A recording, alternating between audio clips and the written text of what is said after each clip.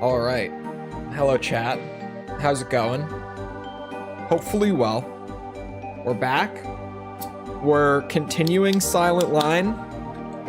Who knows how long it's gonna take? This is the game that never ends. Every time I think we're done, we are not. But I think we know all of what I need to do. Maybe. I don't know. I'm not 100% on that. Don't quote me on that. But hello, Lego, Silver, Ryan, Mickle, Acid, Oniket, Cybird. This game just, it never ends. It genuinely, like every single time that I'm like, oh yeah, this is the last thing. It's not the last thing. Suddenly, I've done the last thing, and there's 7% remaining still. I saw the Aggie thing. That he did the randomized enemies and items for Elden Ring, and has completed a hitless run. Oh, I was wrong. We have 6% left. So what I remember is that what was left was all parts, but they weren't hidden parts.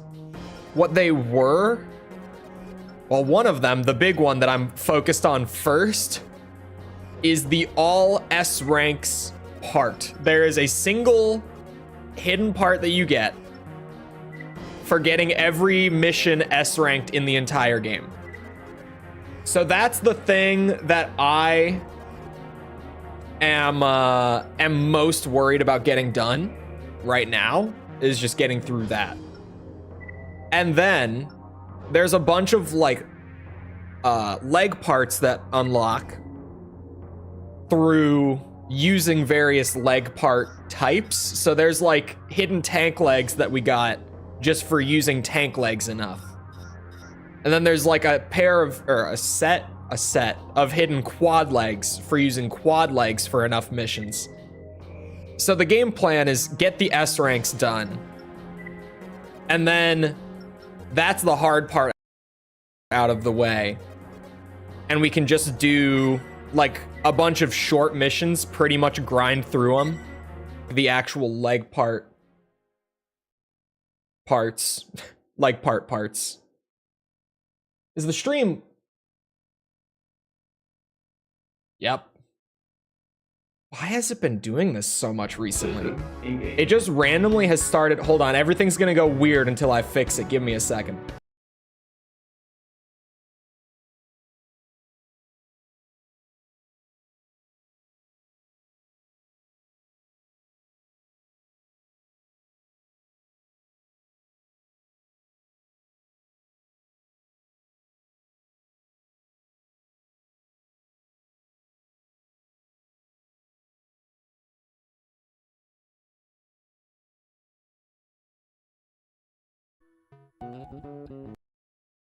Oh, it's still all messed up. Is it on this end that it's broken?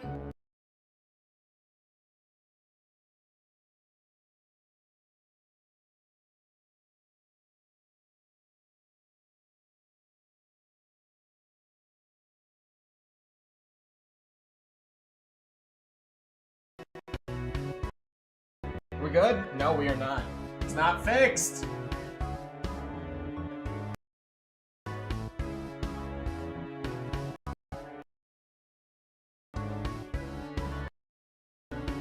It's busted. It's busted. We just keep rebooting it. One of these times it'll start to work right. Just trust the process. We've done this before.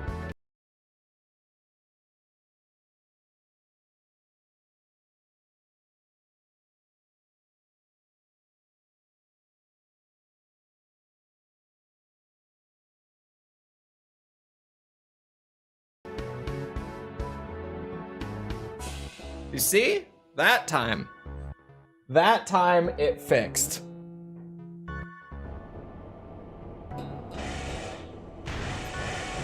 I love OBS plugins. They don't break anything. Nothing. Also, saying we had no problems during Elden Ring yesterday is being generous. We were dropping frames for the entire stream. Advance with care. It was just on and off the whole time. Roger.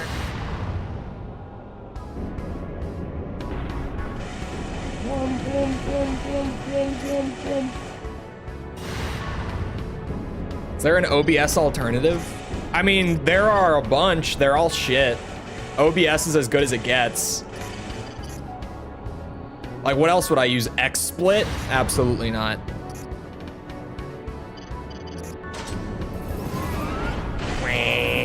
Oh, shit. Come on, let me through. This mission sucks.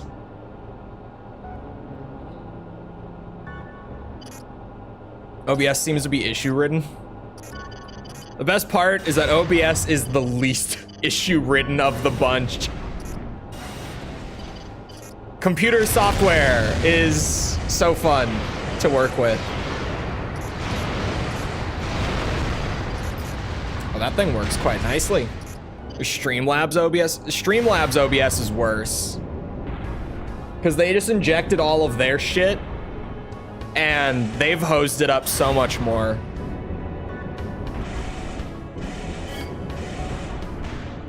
Bandicam, absolutely not. Bandicam is very outdated. Like, very, very outdated. Wirecast, I've never even heard of. They're even more shit. It really, like, OBS is the industry standard because it's as good as it gets. Like, it genuinely doesn't get better. If it did get better, we wouldn't use it as the standard streaming software.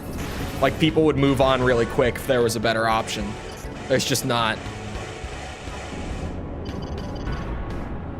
I'm not paying for it monthly. Cough, cough, Adobe. Especially when Adobe, hear me out, doesn't even make the best software. I mean, what? That's crazy, right? It's crazy, but they don't. It's true. They don't. Oh, also the percentages on AC3 Portable. Sorry, I saw the thing earlier, but I forgot to talk about it. It's not that there's a max of 114%. There actually is no max percentage on AC3 Portable. It's either that one or Silent Line. I don't remember which one. Uh-oh. We're fine. But one of them is bugged to where there's a few things that will increase your percentage every single time you do it, regardless of how many times you've done it before. So you can just get the percentage as high as you want if you just keep doing those like few things over and over again.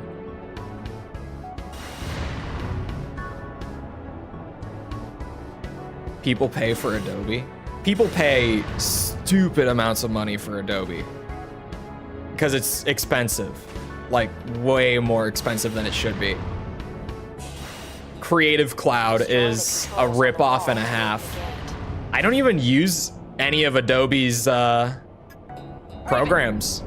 Do you copy? Because they don't make the best programs. The controls. Ooh, ow. Son of a bitch. I'm under attack. Hurry! Actually, I guess like Photoshop. Photoshop is the best in its space. I'll give them Photoshop is great.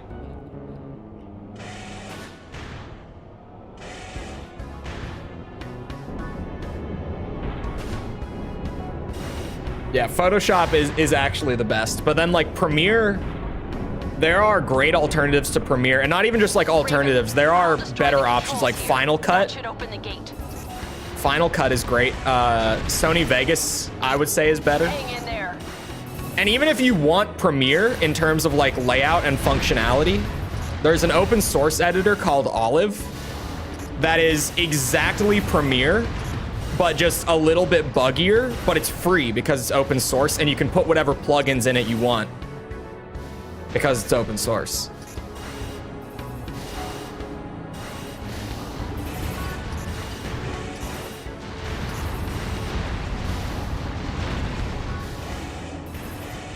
Shit. The one thing that Adobe does have going for it is that all of their programs are like integrated with one another. Blender's okay. Blender is actually becoming the new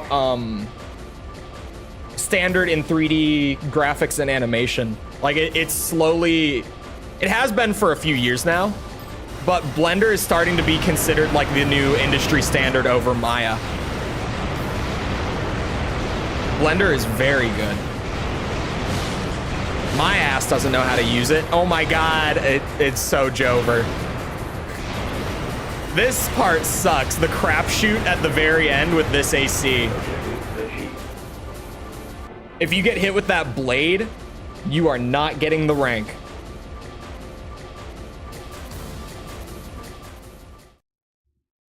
It's just not approachable. Not at all. But like no modeling and animation software really is. It's just one of those things that's really hard to learn. Like I have a Maya license. I do have a Maya license. A license is I've bought the software. Like I own a license to use it. I have a Maya certification for modeling, but I'm still terrible at it. And when I was making games, I made us placeholder assets all the time. I was the guy who made all of our placeholders, but then we had artists who were making the actual assets. I would just, I'd be the guy who, someone would come up and be like, I need like a little crude like placeholder pistol. And I'd be like, okay, I got you. Open Maya for 5 minutes and boom, blocky pistol for the placeholder. because 3D modeling software is a pain in the ass. And I was like the only one of the developers outside of the artists who had like a basic literacy in it. So I ended up being the placeholder guy.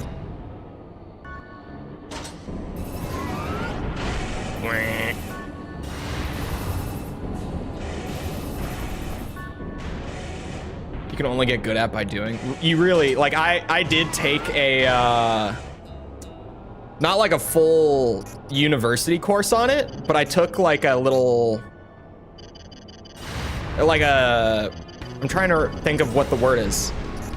I took the thing that you have to take to get certified in it. I can't remember the word right now. Whatever kind of course that is. But even then, like, I don't know how, I would never apply for a modeling or an animation gig because I'm still really bad at it. Like, I know enough to, yeah, of course, I'm trying to think of the word. I feel like there's a term for it, isn't there? Outside of just course. It was a course. I don't remember. The thing about Blender that's great too, and the reason a lot of studios are really starting to love it over Maya, is it's free. It's free. Because a Maya license is very expensive. I only have one because I got one for work. It was covered. That's the only reason I have it. I would not have paid for a Maya license. Not at all. It's so expensive. We're talking it's 4 figures to purchase a Maya license.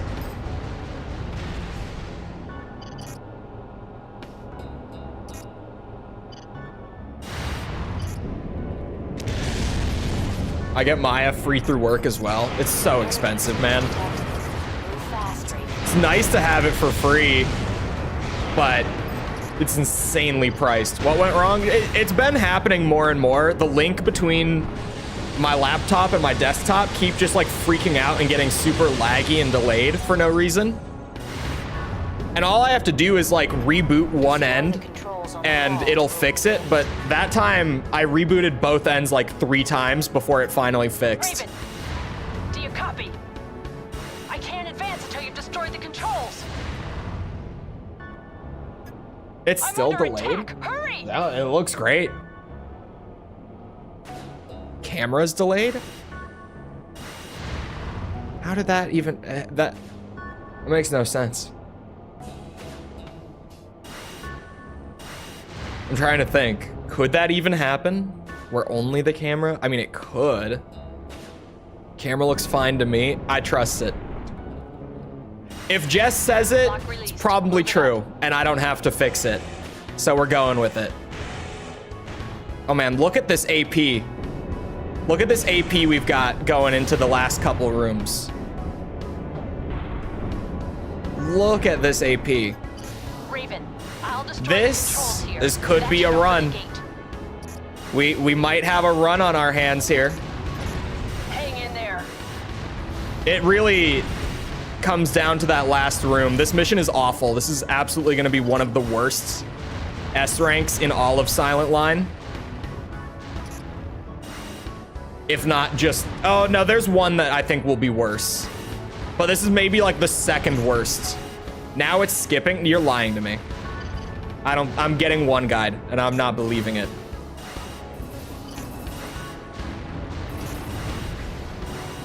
I won't fall for it.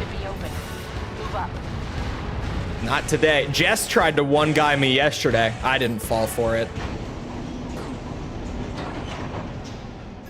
An unmanned AC. Raven, open fire.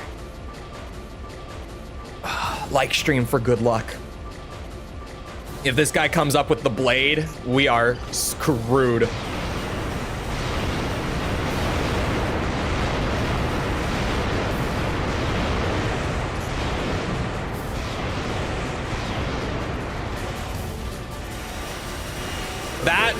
That has to be enough AP, man. That's the best I've ever gotten on this mission. That's gotta be it. Someone agreed with me to try to mess you up. I don't remember who it was, but someone did jump in on it. That's an A? Bro, what do you want from me? What more do you want? That's only an A? I have to take, like, no damage. Like, actually no damage. That was a little over 2,000 of my 10,000. And that's the best I've ever seen.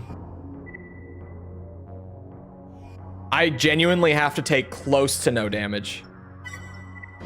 Agile build. The reason that we're doing the tank is in old school armored core, might need to go faster.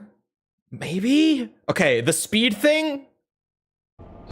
Here's the thing that we've discovered while playing Gen 3 at least. Gen 3 specifically. It seems like the only thing that is factoring in for S ranks is the cost that you spend on the run, in my experience. And a lot of people say a lot of different things factor in. But I started using this build that's just like mega defense. Like highest defense parts, high AP, the little shoulder pad armor pieces for more defense, the arm shield that I have up the entire time. Like this thing is just made for mega defense. That is the only reason this build exists. And it works great.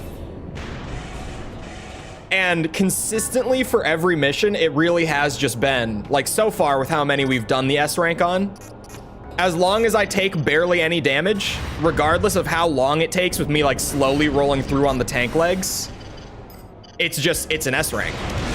Oof. It's been incredibly consistent. Maybe there's like a bonus system where we could get a little more if we went faster. I don't know. My worry with an agile build, especially on a mission like this with so many enemies, is that even if we go faster, we're gonna get hit by the inevitable shots that we will, right? Like there's just so much coming at me during this mission. And the build is gonna be so light on like defense and AP that it's gonna cost a ton and it's gonna tank the rank.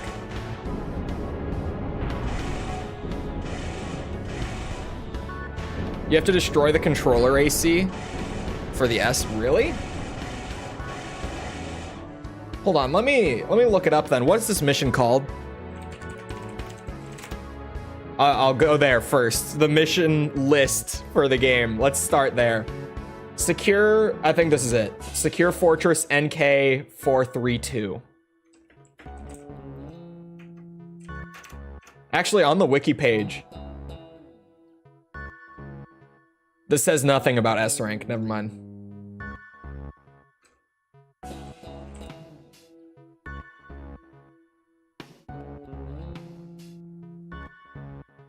Hold on.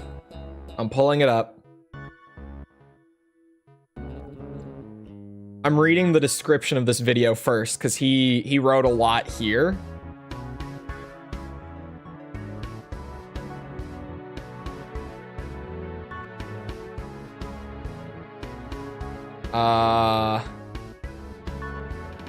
I'm reading.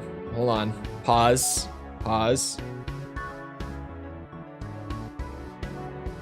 A heavy AC with lots of defense is ideal.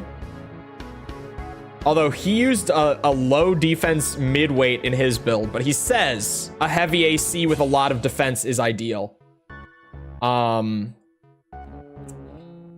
He says high damage guns like Karasawa. He says Moonlight would be good for like the big ones that kind of sit in place.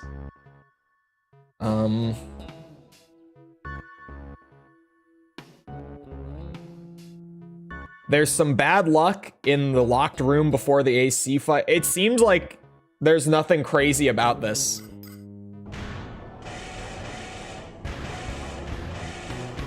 Is there a time limit for getting S rank? If there is, he says nothing about it, so I'm going with this. He said it's ideal to use a heavyweight He was like, I used a midweight here, but I would recommend a heavyweight. Moonlight Tank Poke is the strongest attack in the game. The real crapshoot, and I've experimented with it both ways. It's the AC at the end, right? Is where it's all like, am I going to take damage or not? And if I take damage, it's normally a lot. So I almost wonder, like I've gone back and forth with killing it versus not killing it. If I could kill it on like a good luck run where things are going really well and he doesn't deal a lot of damage to me, maybe it would be more worthwhile to try to kill him at the end. I'm just not sure if I should or shouldn't. I've definitely gotten more consistency out of not killing him. Like I've consistently stayed higher in AP by not killing him. But it's like on a theoretical, like perfect run, if I could kill him while taking very little damage and then just be completely safe while I destroy the target at the end, maybe that's ideal. I don't know. Because like on the flip side, you know, perfect run would also just be like I take no damage and I don't have to kill him because I destroy the target without taking any shots.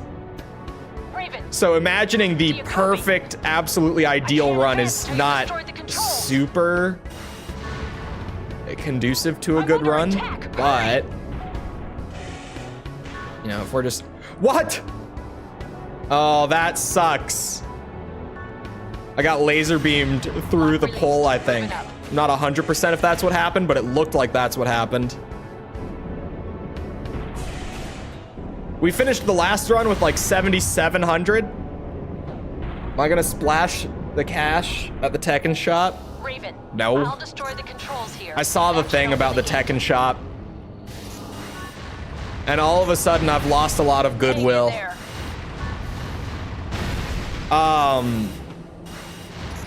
For people who don't know, they apparently have like confirmed that a new shop is coming to Tekken 8, like in the menus, called the Tekken shop. And at first I was like completely optimistic, right? Where I was like, oh, that's using the currency that you earn by playing the game. But no, that already exists. Like you already use the currency you earn by playing the game to buy stuff like cosmetics and such. So I'm pretty sure it's a microtransaction shop. It's gonna be like a bunch of new customization stuff that you can pay actual money to purchase.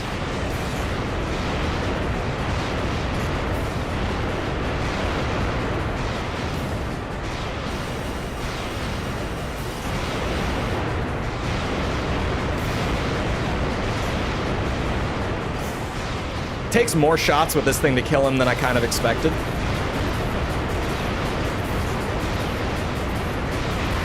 I don't think it's worth it. God damn it, Bamco. Oh, hold on. Speaking of Bamco, you guys want to know the way more interesting thing about Bamco in recent news? I am now 100% in the camp of the Elden Ring DLC is not dropping next week, and I have a fantastic reason why. Because we just found out through the Japanese court system, this is yesterday, by the way, we found out that Bandai Namco, come, I think it's like April 24th, will no longer be the copyright holder for From Software products. From Software and Bamco are splitting. They've already filed it. They've gone through the whole process. And by April, Bamco will no longer hold any of the copyright. So I don't think that they actually have spent this long making the DLC. I think that, no bullshit, they have been in the process of separating from Bandai Namco. And since it's so close, they're just waiting until they don't have to share like 30% of the profits with them. They're just gonna hold on to the DLC and wait to put it out until afterwards. Really? Yeah, because they got that big investment from Tencent a couple years ago. And at the time, we didn't really know what that was about. But now we know that there are two things happening. Either Tencent is just going to be like a shareholder and FromSoft is going to self-publish, or they're going to Tencent. One of those is very bad. Very, very bad. The other one, it's pretty all right. They could be going to self-publish, or they could be going with Tencent as a publisher, which would be far worse than Ubisoft, EA, or Activision, or anyone like that. As bad as the Western games industry gets, it's nowhere near as bad as like Tencent. They basically give full autonomy. Warframe is a very special case. Warframe is like the one of Tencent's games that isn't like a really shitty mobile cash shop. Because outside of Warframe, that's really all that Tencent invests in gaming-wise. I honestly, it's so weird that it's even them. Armored Core Gacha then? Possibly if they go with Tencent, like no bullshit. Sony make a deal with FromSoft? I think if Sony was gonna make a deal with them, they already would have. I definitely don't think Sony will pick them up. Computer lies deep within. Because Sony has worked with them for exclusives twice now. But and Sony might have like wanted to pick them up, but they just didn't. If that was the case, if Sony made any attempt to like purchase them or anything like that. For the time being, I'm gonna stay optimistic, and I'm thinking that they're moving towards self-publishing, but I'm going to vocally put the possibility out there for everyone that they did get a massive investment from Tencent back in like 2022 that we all thought was really random and weird. Now it kind of makes a lot of sense considering that they're separating from Bamco, because that's not the sort of thing that just happens all of a sudden. Like that sort of change takes a good couple years to actually like make happen legally and such. I mean, look at Microsoft only acquired Activision Blizzard like 2 weeks ago, formally. And think about just how long they were working on that deal. Like, these things take a lot of time. So genuinely, like, I think that FromSoft for the last couple years has been planning to move away from Bamco for one reason or another. And that's genuinely why the DLC has been held off for Elden Ring. If it comes out next week, then fuck me, I was wrong. But I'm now way more strongly in the camp of it's not happening next week.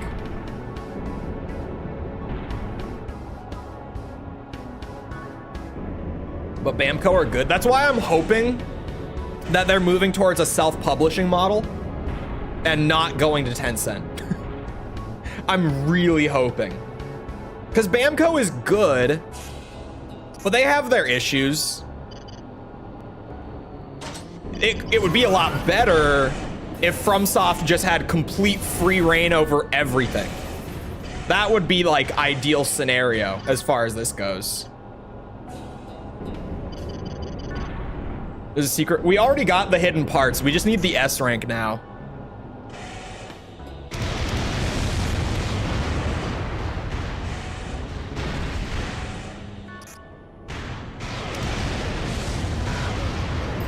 There we go. Elden Ring Gacha is already so weird. Why damage the brand? Elden Ring Gacha is somehow a real thing that is happening, and I continue to forget that that's a real thing that is happening. Oops. So far, pretty solid run. Not so shabby.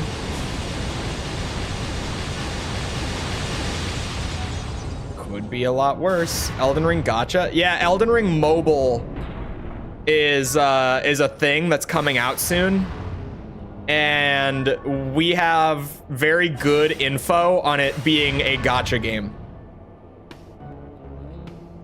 For anyone who hasn't heard about this, this is like a thing that is happening genuinely.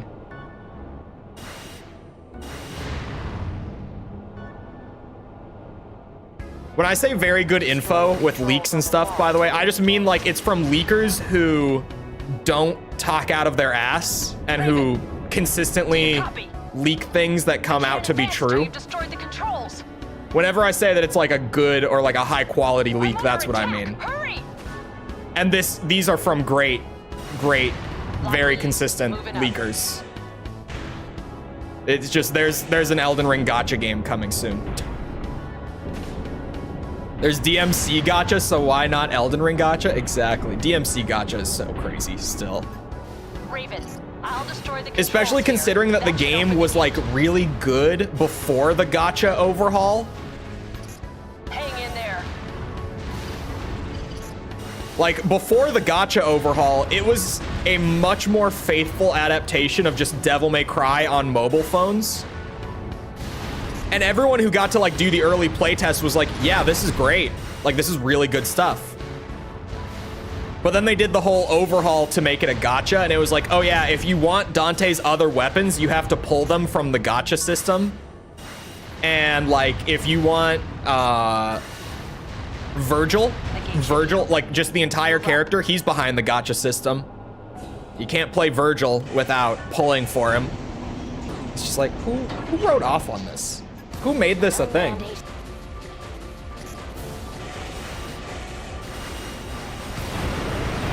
Please don't stab me, please don't stab me, please don't stab me. It's already Jover. This mission sucks.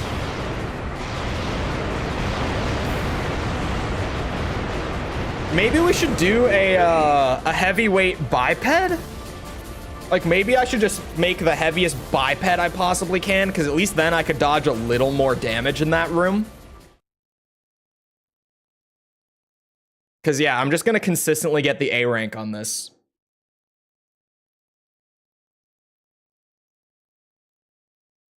Still no 100%? No. This game doesn't end. Silent Line goes on forever. Like we could just take this build as it is. And then like, what are the heaviest biped legs that I have? Just the chonkiest, thickest legs that we have.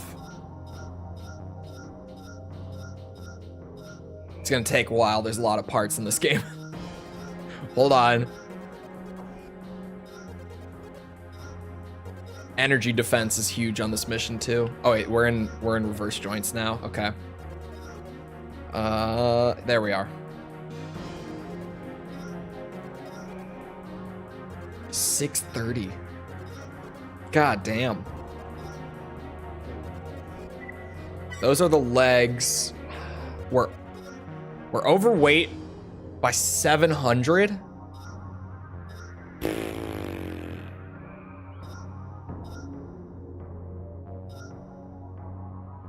We're still overweight if I take the smaller one.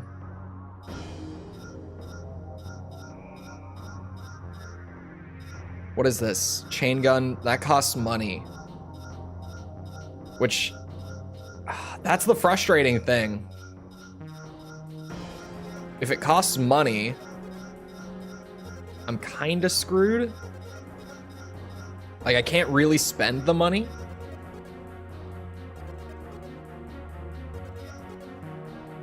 Damn, I was kind of hoping that I could take like the big one. Have you unlocked the special 10? I don't think I have the 10 mission heavy legs. I don't think so. I definitely have barely used heavy legs. So I guess here we're kind of killing two birds with one stone that way as well. Man, do I just have to... Wait a second. Without the radar... Jesus, there's so many parts in this game.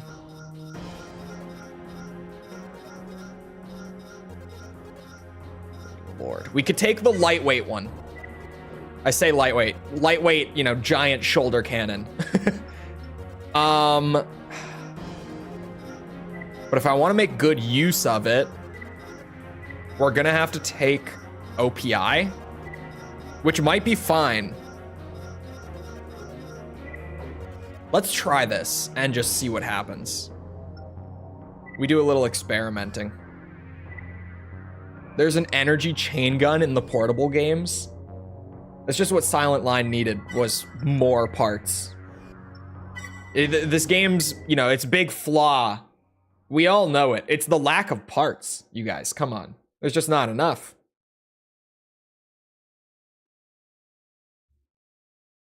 There's just barely any options. Clearly.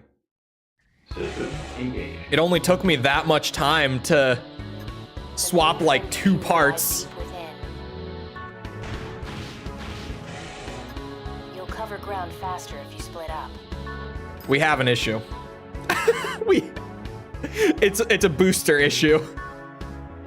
We have the basic boosters because I forgot that having tank legs removed them. I was like, damn, this bitch is slow. What's going on? That's why. Yet another chain gun. Yeah, of all things, too. Valid criticism if you're talking 6. Oh, I could talk about 6-part variety. I have the hot take in the room.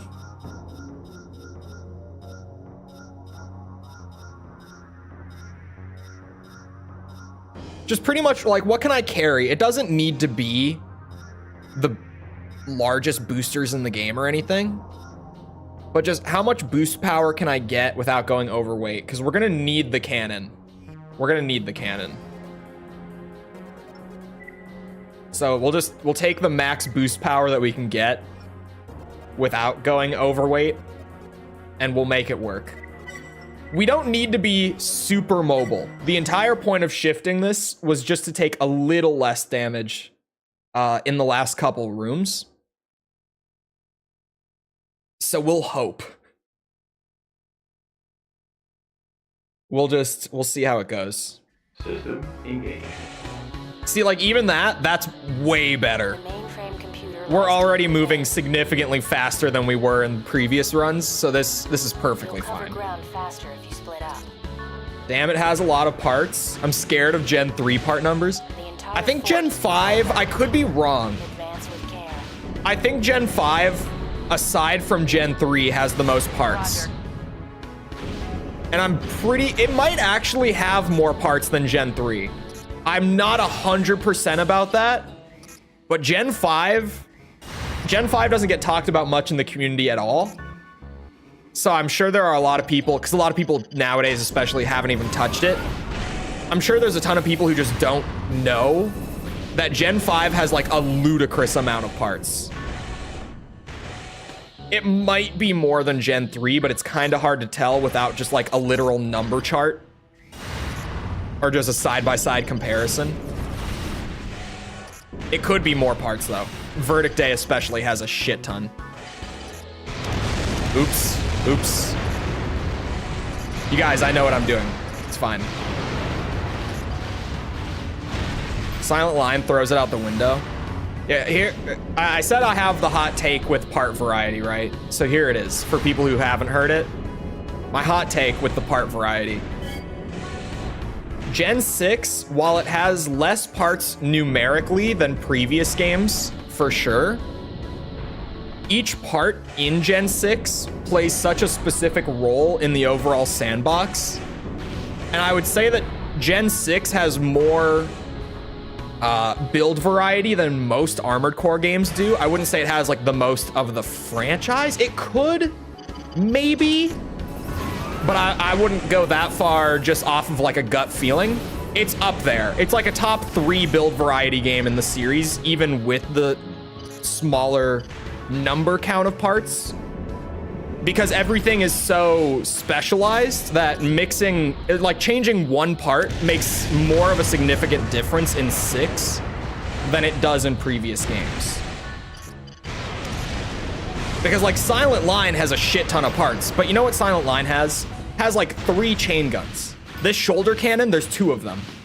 The only difference is one of them is heavier and has twice as much ammo.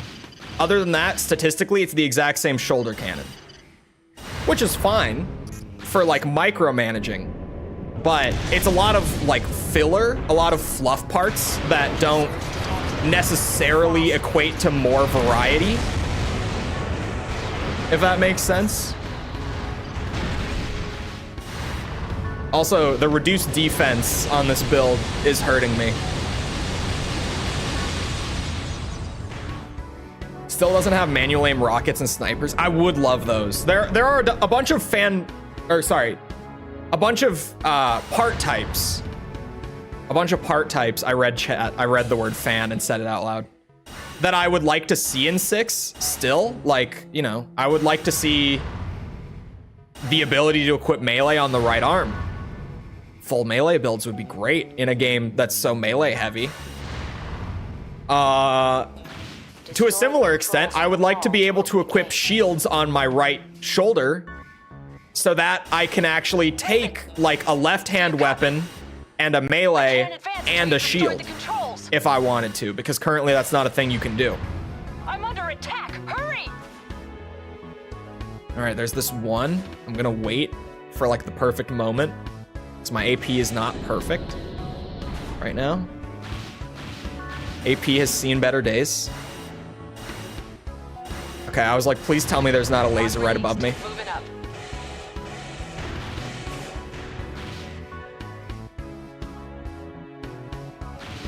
Patience. Sometimes you just gotta give it a second. That should open the gate. OPI for this room specifically also thankfully makes up for the lack of radar.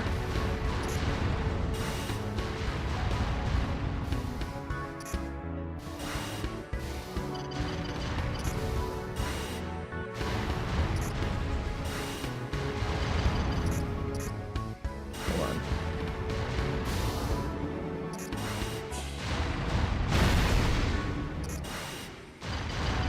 This mission sucks ass, by the way. Hate this mission. I hate it. The gate Okay. should be open. Move up. There was tinkering with a back-mounted solid shield. Okay, there's a bunch of like unfinished parts that were left in there. Raven, open fire. I feel like it suffers from first game in a gen curse. Not as much as Gen 4 and 5, because that is a very real curse in this franchise. And like the big examples of it are like AC4, AC5. AC6 has it, but I would say that AC6 has less of it than most generations in the series. Like, I mean, it feels unfair to say Armored Core 1 because it's also just first game in the franchise, but like it's the same thing there where there's a lot of stuff where you're like, yeah, it kind of falls short of the stuff that came later just because it was the first one.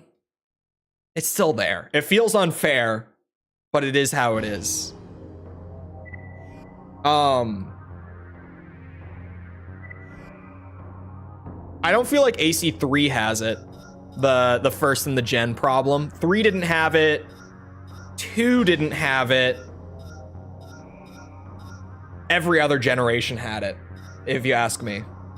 Nexus had it. 4 and 5 had it. Gen 1 is just an even more severe example because it's the first Armored Core game entirely.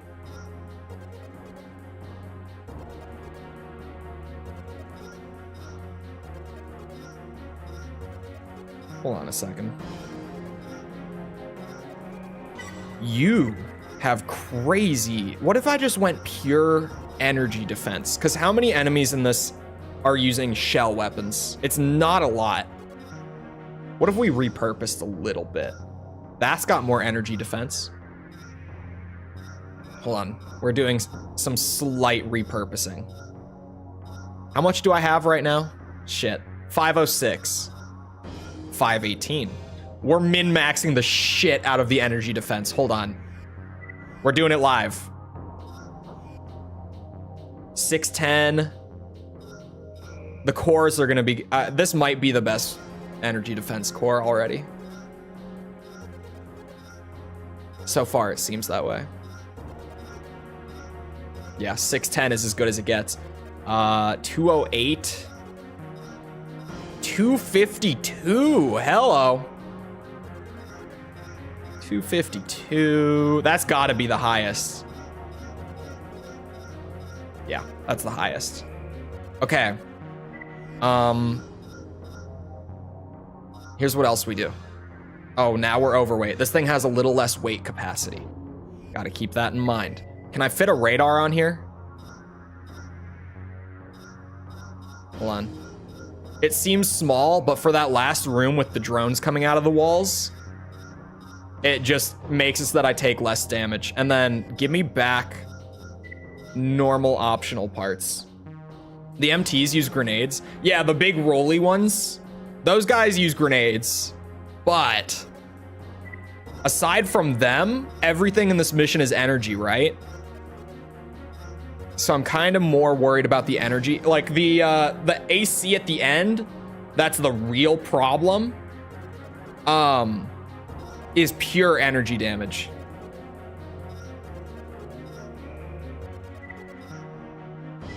Turn speed is important.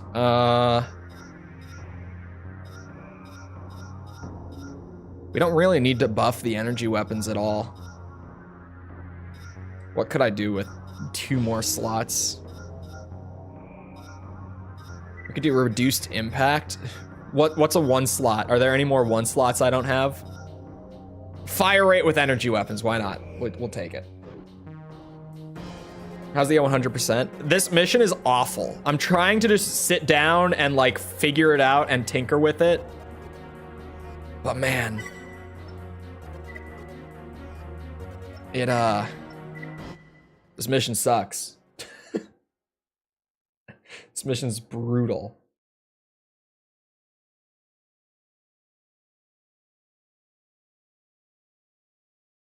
Don't need more stability? We could always use it. Oh, these legs are way quicker too. I won't complain about quicker. Let's see if the repair costs are low enough on this one. I definitely won't complain about being quicker. The entire fort is controlled by the computer. Advance with care. I didn't need the stability, but I don't really need a whole lot of anything else either. Once I had the defense and the like the turn speed, we were pretty much good to go. That's all I really need outside of just like OPI stuff. Fastest tank legs? The fastest tank legs have the highest energy defense in the game. Interesting balance choice. I'm not against it right now, at least. Like, I'm just saying. On paper, a bit of a weird design choice, but for right, oh my god. Oh, okay. I was like, I can cheese them. Not as much as I thought, clearly. The AP is gonna be a few hundred lower than before, but that's because we started with less. So it's not gonna necessarily cost us more to repair. If, like right now, this would be the equivalent of me having 9,300 or so at this point in the mission with the original tank build we were running, which if that were the case, we would be on a pretty good start.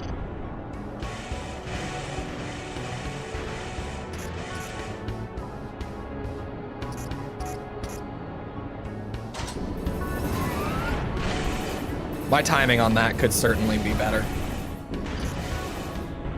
Yeah, like here we'd be at like 9146, which would be damn good so far. And we're not even at the part where like the energy defense is really gonna be like night and day difference. Earlier in the mission is where like all of the shell MTs are.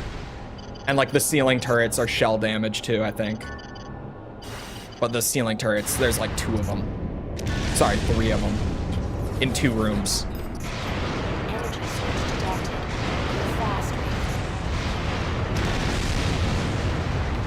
hurt.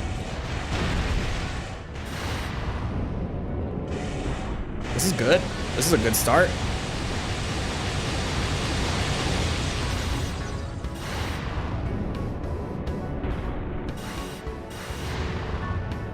This mission sucks.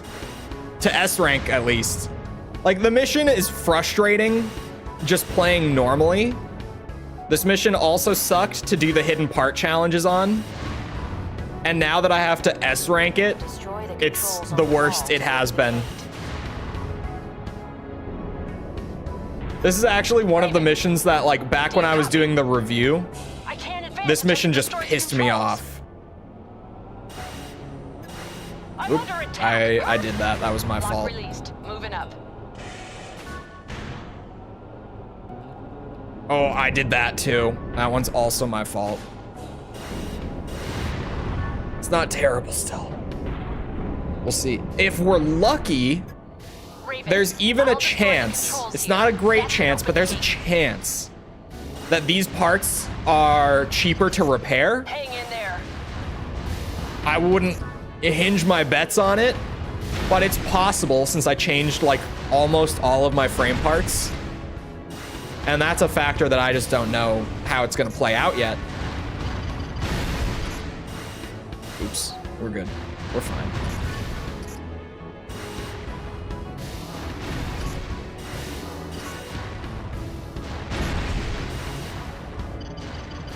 Oh, one more. The gate should be open. Move up.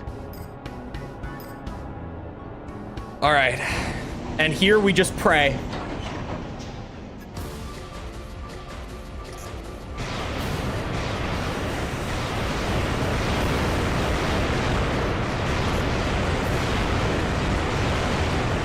It's dead, it's dead, it's dead. Please stop shooting. That would be the equivalent of 7,700. So that's about where my really good run earlier was. Could we get super lucky? Silent line. You guys, the parts are cheaper to repair. It happened. We got lucky. We got so lucky on that. Incredible. Cheers to that one. It's done. Fuck that mission. Awful. You had to get under 10K. I'm telling you, the ranking system is only the cost. Like, especially after getting that S rank, just seeing it because it was under 10K repair cost, or cost at all, I guess. Because obviously ammo could be a factor, but that's why we went with energy.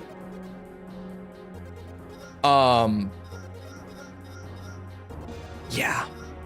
We got a little lucky. What was I using before? Was it these? No, it was these. It was the ones with the circles. Yeah. Before, it was all set up for like sitting in the middle of energy and shell defense, and then these were great for weight as well. There we go. Like all around, this is the play. A smoke to that. That mission was so not fun. I'm gonna save again just because of the build. Because knowing me, I'll load the save for some random reason that isn't even really a big deal, and then I'll lose my new revised build. Wouldn't be the first time.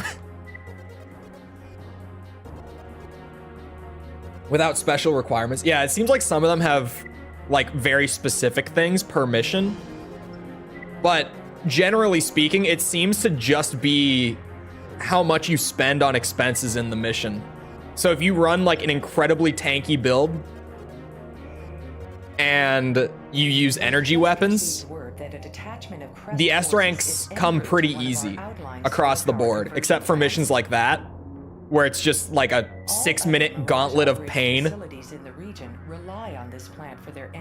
That mission is, that's probably not the worst one. There's one mission that I'm worried about beyond that, would leave them vulnerable to subsequent but I attacks don't and think have years of many research missions will be progress. worse. I think that's like a top 2 worst S rank in the game. Just going off of my gut, at least. Prevent its destruction. Credits will be deducted. The other one that I'm worried about is the one in the satellite at the end with like the really difficult AC fight to top it off. I think that's going to be a pretty brutal S rank, and it could be worse than that. Just because that AC has crazy firepower, it's crazy mobile, and there's more to the mission outside of just that fight. Targets approaching. Raven, avoid damaging any of the My arm shield wasn't up. I'm a little stupid for that. Come here.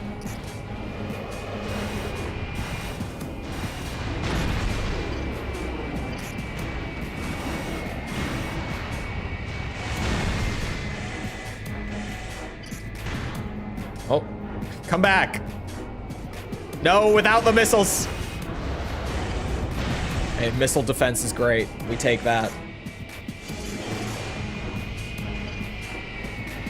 This boy is pretty heavy. You know, a lot of the time he's fine, but then you get into those edge cases. Uh-oh. I think that cost me money. We can probably afford it.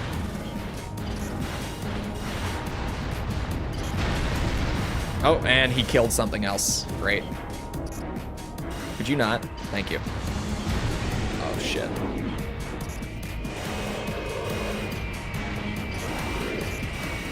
I was hoping I could clip it. Slow turn.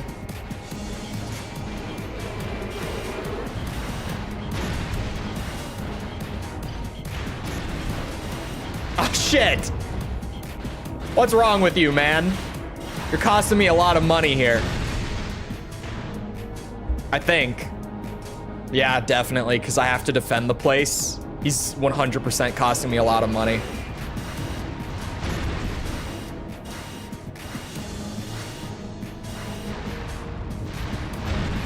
enemy targets detected. Oh, this is the one where we go inside. Beautiful. Because there's the other one where an AC gets dropped off here, and that's going to be a pain. For sure. Still at 94. Yeah, the percentage isn't really going to go up outside of us, like, getting new parts. So for the S ranks, the percentage is going to stay at 94, I'm pretty sure. Until it's, like, completely done. And then we'll go up to, like, 95. But after the S rank part, which I'm just focusing on because it's way harder to get. It's way more of a pain in the ass, and I would just like to have it done. After that, it's really just gonna be the like various leg type parts. So, you know, the part that you get for like using heavyweight legs, like heavy bipeds on 10 different missions.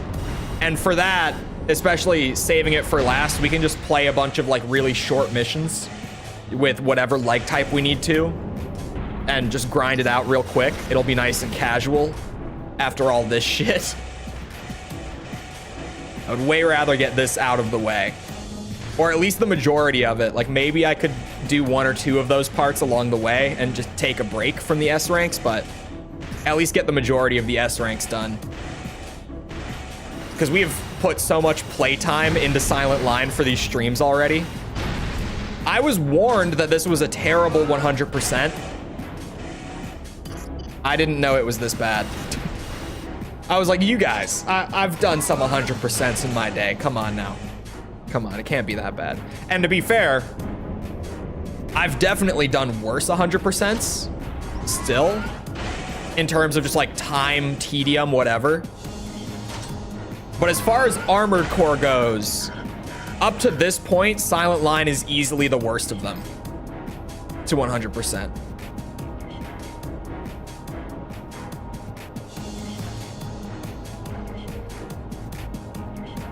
On Portable, it would be a lot easier because of the bug with the Gen 3 games on Portable, where they have infinite percentage. And so you don't really know if you got everything or not. even when it says 100, but you know, it says 100, so like you must be done, right? Wait until you get to Ninebreaker. Ninebreaker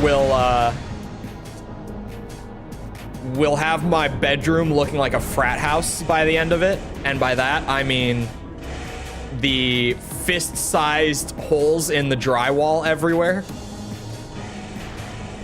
Ninebreaker will definitely be bad. Everyone is telling me now that Last Raven is apparently one of the worst, which I didn't really hear up to this point, but I'm suddenly being told that I should be worried about Ninebreaker as well beyond this.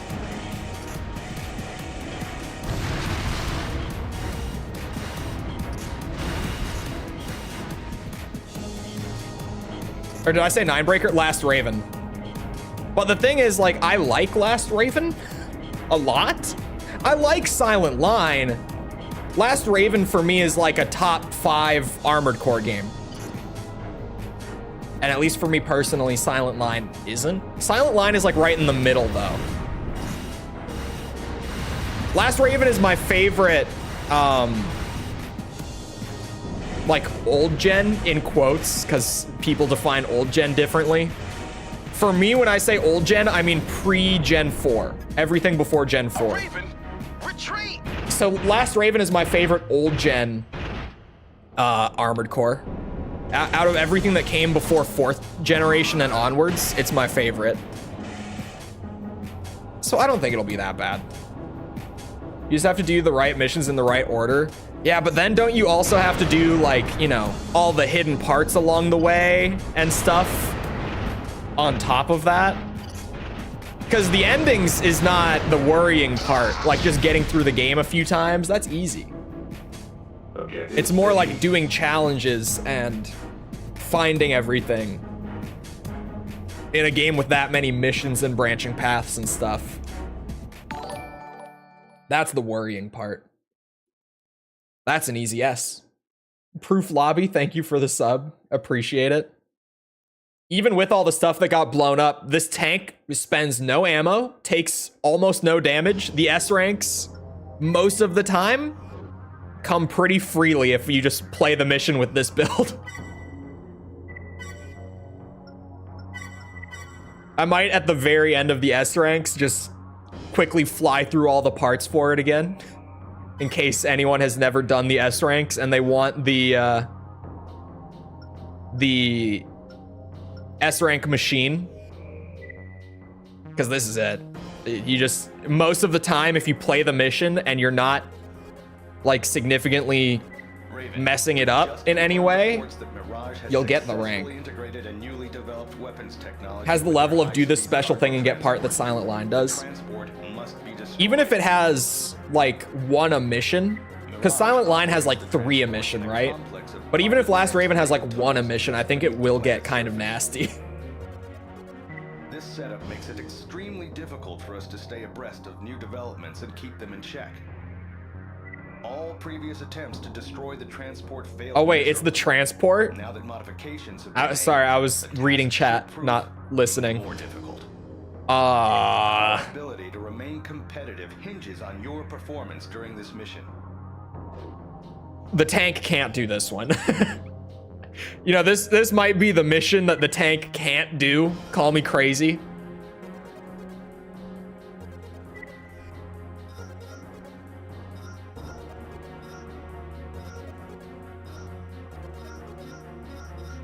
Hold on. Let's see. I could give you, like, what would be good? A machine gun?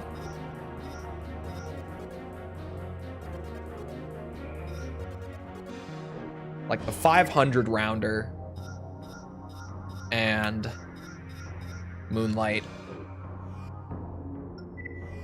And you don't have OPI? Which is interesting. I thought he would have had OPI. You don't need the turn speed. Where's the one? Because, like, actually,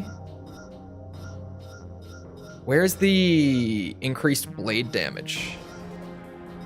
I know it's on here somewhere. Yeah, laser blade attacks. Oh, it's 6. Jeez. Oh, I have energy weapon parts? Oh, okay. You know what? He can have his turn speed back because of that. We can give him energy defense too. And reduce shock. Okay. How do you get OPI? Either by carrying over a save file from Armored Core 3 and just beating the game in Armored Core 3 gives it to you. Or in this game, I think someone said that it gives it to you at like 99% completion. Is that right? Does anyone in chat know if that's correct? I think that's right. Ooh, no consort because money. Right? If the payout at the end is higher, the rank is higher. That's genuinely how this works. I almost forgot the no consort rule. Destroy it before it reaches sector K11. Yeah, carrying over from AC3 is how I got my OPI here. But I think that people said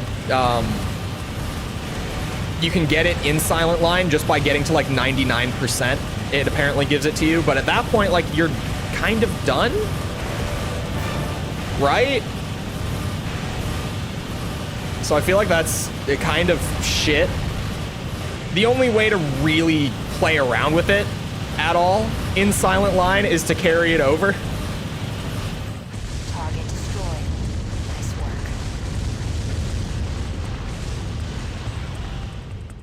work. Mission objective achieved.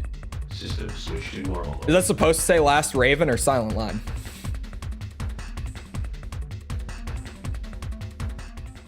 If it's in Last Raven, this would be news to me. Well, that's an S rank. Pack it up, boys. I didn't even use the Moonlight at all. After rearranging everything to take it, all I needed was the 500 rounder. That's all she wrote.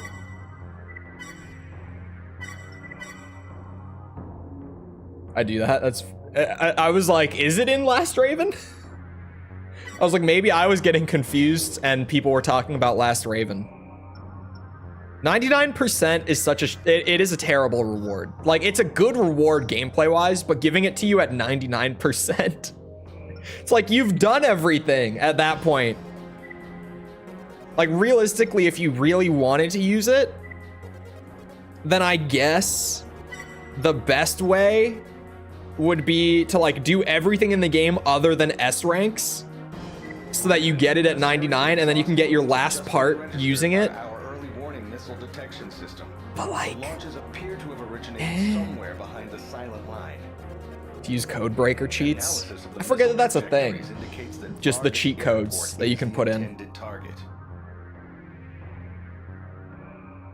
There is still time before they reach the airport, but we must act quickly.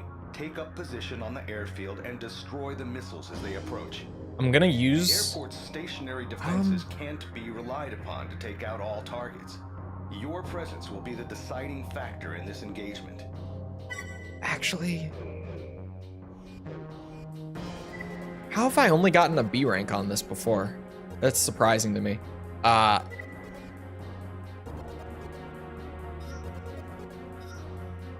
Oh, I have a sniper on him already? Beautiful. My mid-weight is set up for it already. We're good. Can you not carry it over from Silent Line to Nexus? No, you can't carry from Silent Line to Nexus. Nexus is a new gen. Some people call it late Gen 3 as in it's a continuation, but it's a fresh start game. You can't load a file into it, which is part of the reason. There are numerous reasons that I view it as a whole generation of its own, but that's just like part of it is it's a fresh start game.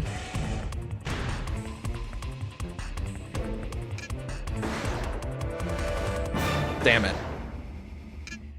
I gotta worry about ammo costs, so I gotta get the real lock on. I guess that I've gotten a B rank on this before, probably from a combination of damage and hiring a consort. There's some damage. Good morning.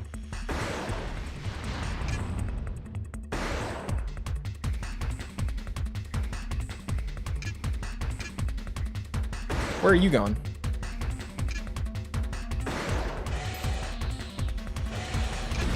Shit. Chain gun is expensive. It's probably just not worth it. This is gonna hit me.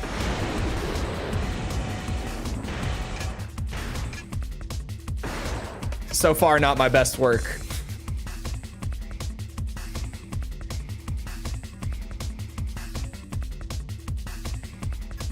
A second wave is approaching. Hello, Ryden.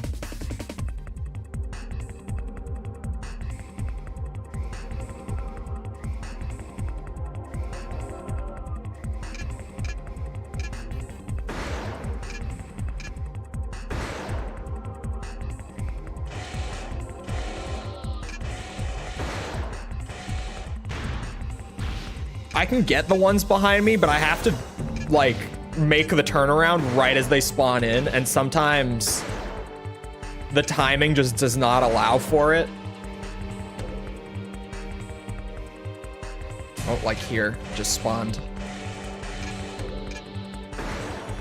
And even then, like, I have to get the double lock. I can't just shoot willy-nilly. Uh-oh. That one, yeah. Shit, get me back up. There's one behind me. It's dodge time.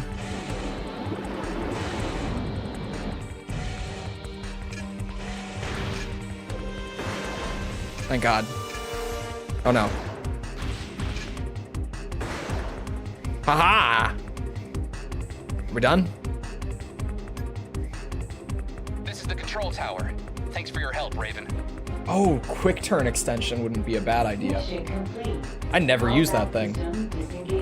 You can carry from Silent Line Portable to Last Raven Portable? Oh. Add that to the list of things that are weird about the portable games. A B rank. If that's enough to drop to a B, do I have to, like, no damage this? Like, I definitely could no damage it. Hold on, let's try the quick turn thing. I think I've used it like once ever.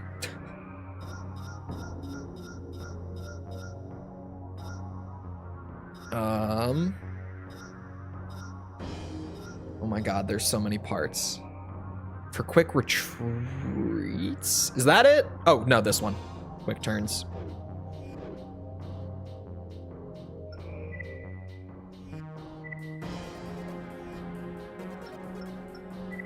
AC6 could have done with some better music. I think that here's the thing with AC6's soundtrack too.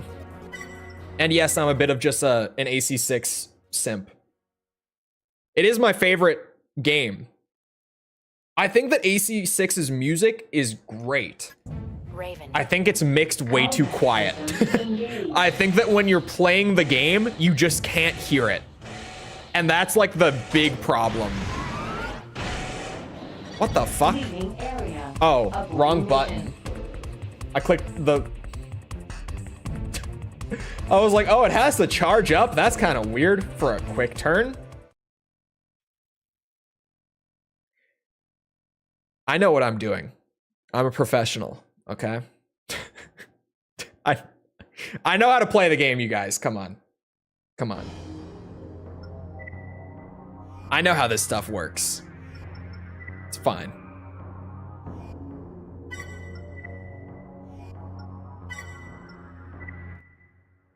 Rusted Pride is good. I can't remember the name of the song, but the Balteus theme is also amazing. The Balteus theme is probably my favorite track in the game. Rusted Pride is probably like very close second. I like both of them a lot. But like Balteus theme is great. Yeah, Contact With You, that is the name. A lot of the boss themes actually, like Ibis theme is really good. There's just, it's mixed too quiet outside of like a couple exceptions.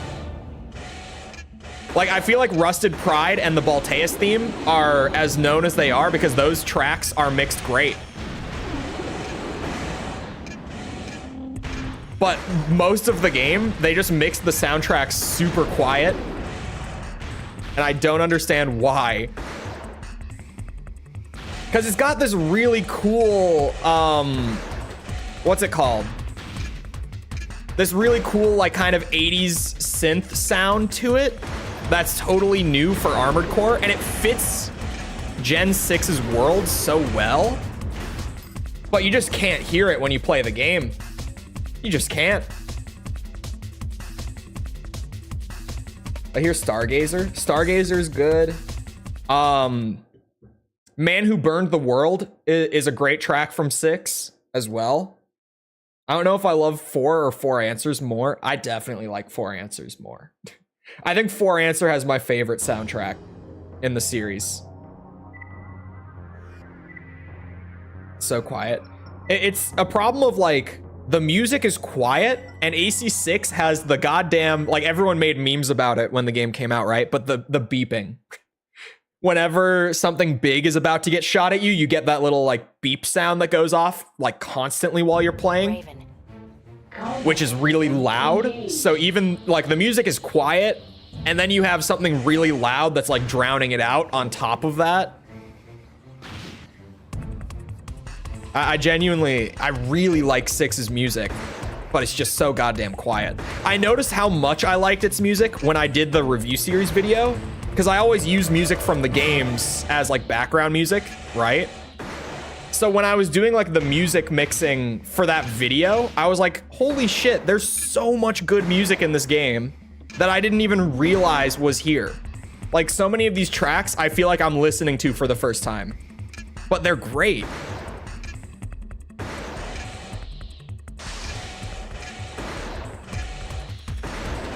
Whoa.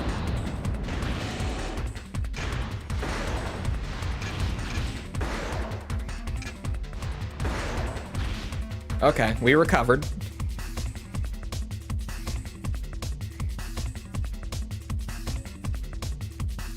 I prefer the grunge rock of 4th gen. 4th gen music is really, really good. A second wave is approaching.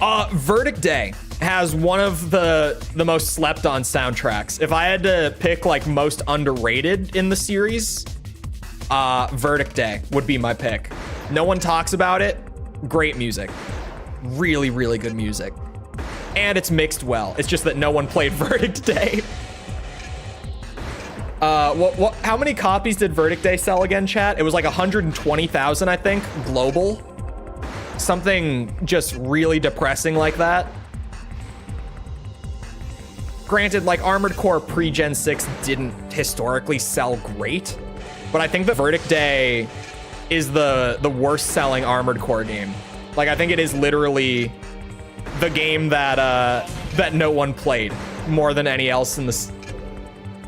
Yeah, any else in the series. That sentence works enough. Still doesn't sound right, but I'll just settle. Any other in the series. Other is the word. Got there eventually.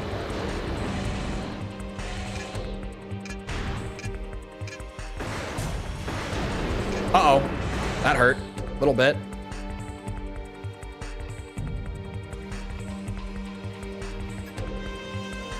This is the control tower. Thanks for your help, Raven. And I don't know, a lot of people said that Last Raven it had a bad soundtrack, like, back before I even played it for the review. But I feel like Last Raven had good music. Not, like, some of the best, but it had good music. A, damn it. If I did, like, a no damage run, that would be S, for sure. Remix of Stain? Yep.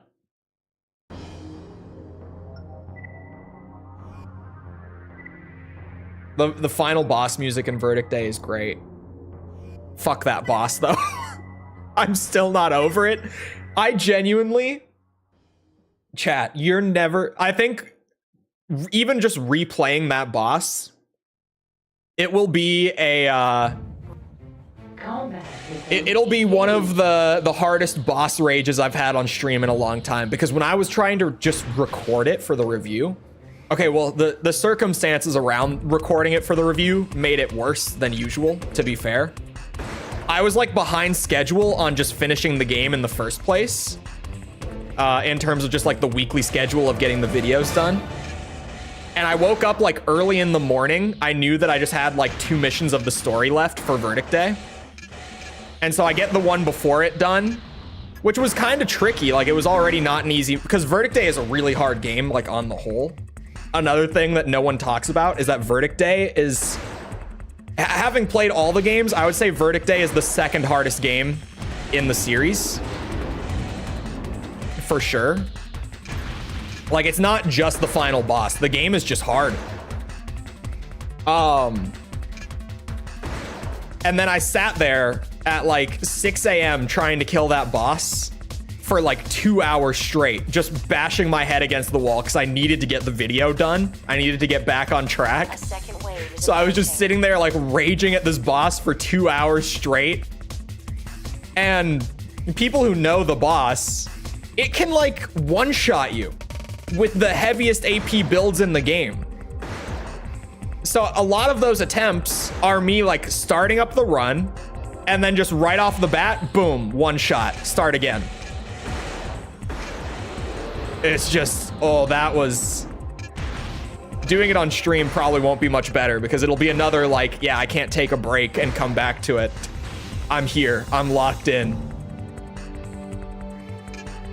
That boss made me so angry. Great boss, like visually and stuff, but holy shit. There was no reason for that boss to be so hard.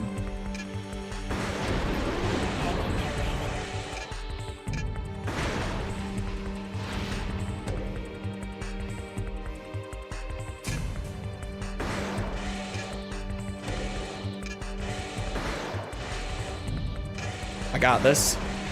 This is recoverable. It is.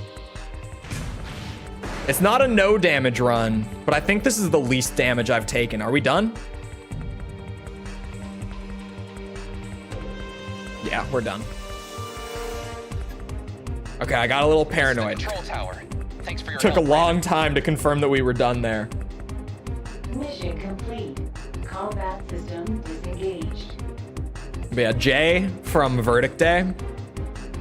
Ridiculous boss.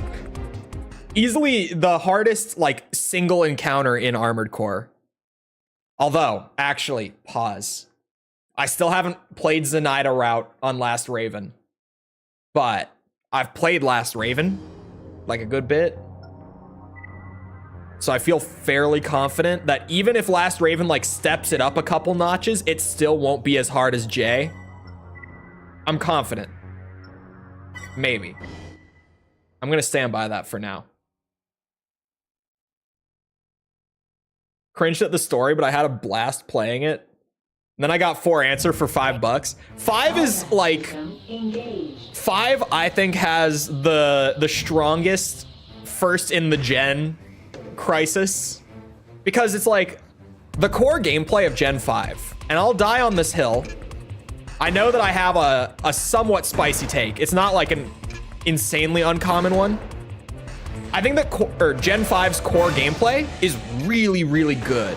Like the mechanics and systems and stuff are great. I think there's a couple things that I don't love. Like the elemental damage types, like the whole rock, paper, scissors thing, it's kind of dumb. But like the movement in Gen 5, so good. So good. The whole like switching to scan mode to disable your weapons and get energy back more quickly. And kind of getting into the flow of like disabling and re-enabling your weapons at the right time mid-fight. Great. Really fun. But then, like, a lot of people clearly just didn't like it. But I think a lot of people just don't like AC5 more than they dislike, like, the gameplay of it. At least people who played it. Because AC5's, like, campaign is weird. Most of the game, single player wise, like the game has 10 campaign missions, like proper story missions. And then it has what, like 86 side missions, and all of those are literally just go here, fight enemies until they're all dead, and then you're done. I think a lot of people just don't like AC5 more than they just dislike the core gameplay, which is fair because the game was rough. in a lot of ways. Like, I mean, I said it, but the strongest, like, we made the gameplay, but all the other stuff, like story and just overall kind of like polish and presentation, like we didn't quite have time to iron all that out as much as we wanted to. We're not done. I thought we were done. I started talking with my hands, even though you can't see it, which is something that I do often, for the record. As weird as it sounds, I do. Whenever I don't have to be playing the game, I do just talk with my hands. I do it when I record the voiceover for the videos, I talk with my hands the entire time. For the record, just random, like, weird behind the scenes thing for the review videos. Those entire voiceovers, I'm talking with my hands. There's something about it. It helps me with tone. I don't know why. Graphics were the best aspect? No, the gameplay was the best. The graphics, like the art style is cool, but it has the color problem. The 7th gen color problem. AC5 100% has it.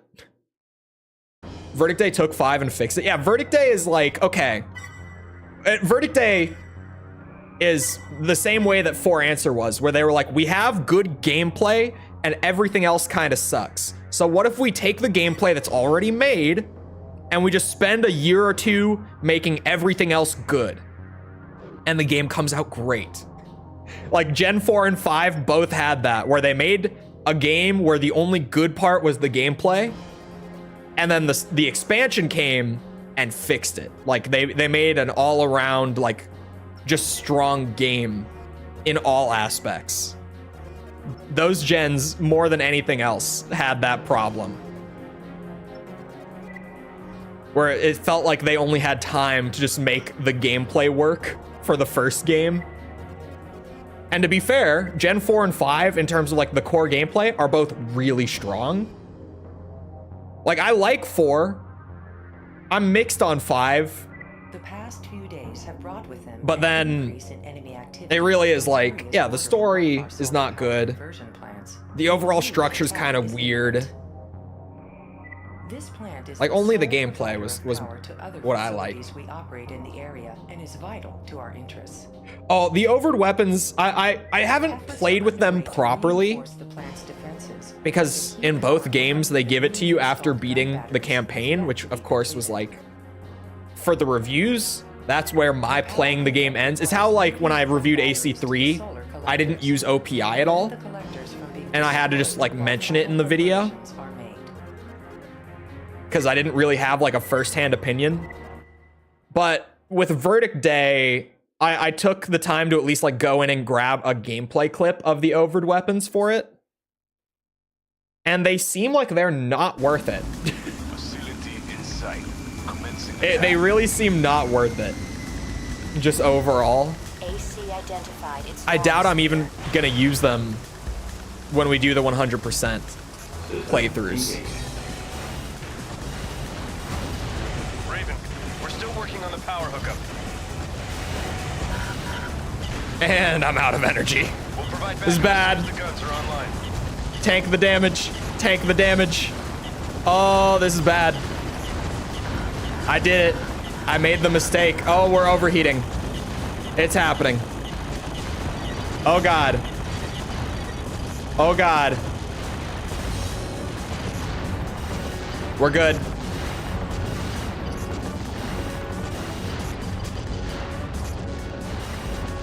We're back in business.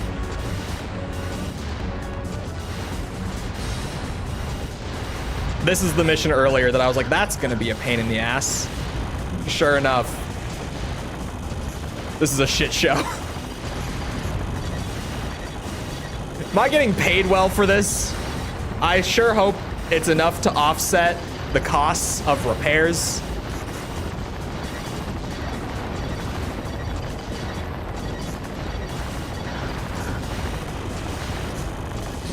Power hookup complete. Got his ass. Vision blur was beyond annoying. Oh, dude. You know what's so much worse than the vision blur on like the weapons in Gen 5? whatever the hell the blur effect in Nexus is. Just whatever that thing is, where the whole game is like super blurry. Thank God there's a patch for it, like a fan patch to just take it out, because wow. If I had to play the whole game like that, I would not have had nice things to say. Okay, so if I do that again, and I don't boost around and burn my generator, I think we're fine. Because that was an A rank. I don't think this will be too bad. It feels worse than it is, because I just have to like tank grenade launcher shots for the whole thing. We're still working on the power hookup. But it does. Is it better if I'm on the ground with him? We'll provide backup as soon as the guns are online. Yeah, it kind of feels like I take more damage, but I'm gonna kill him way faster this way too. Oh, so maybe it's worth it.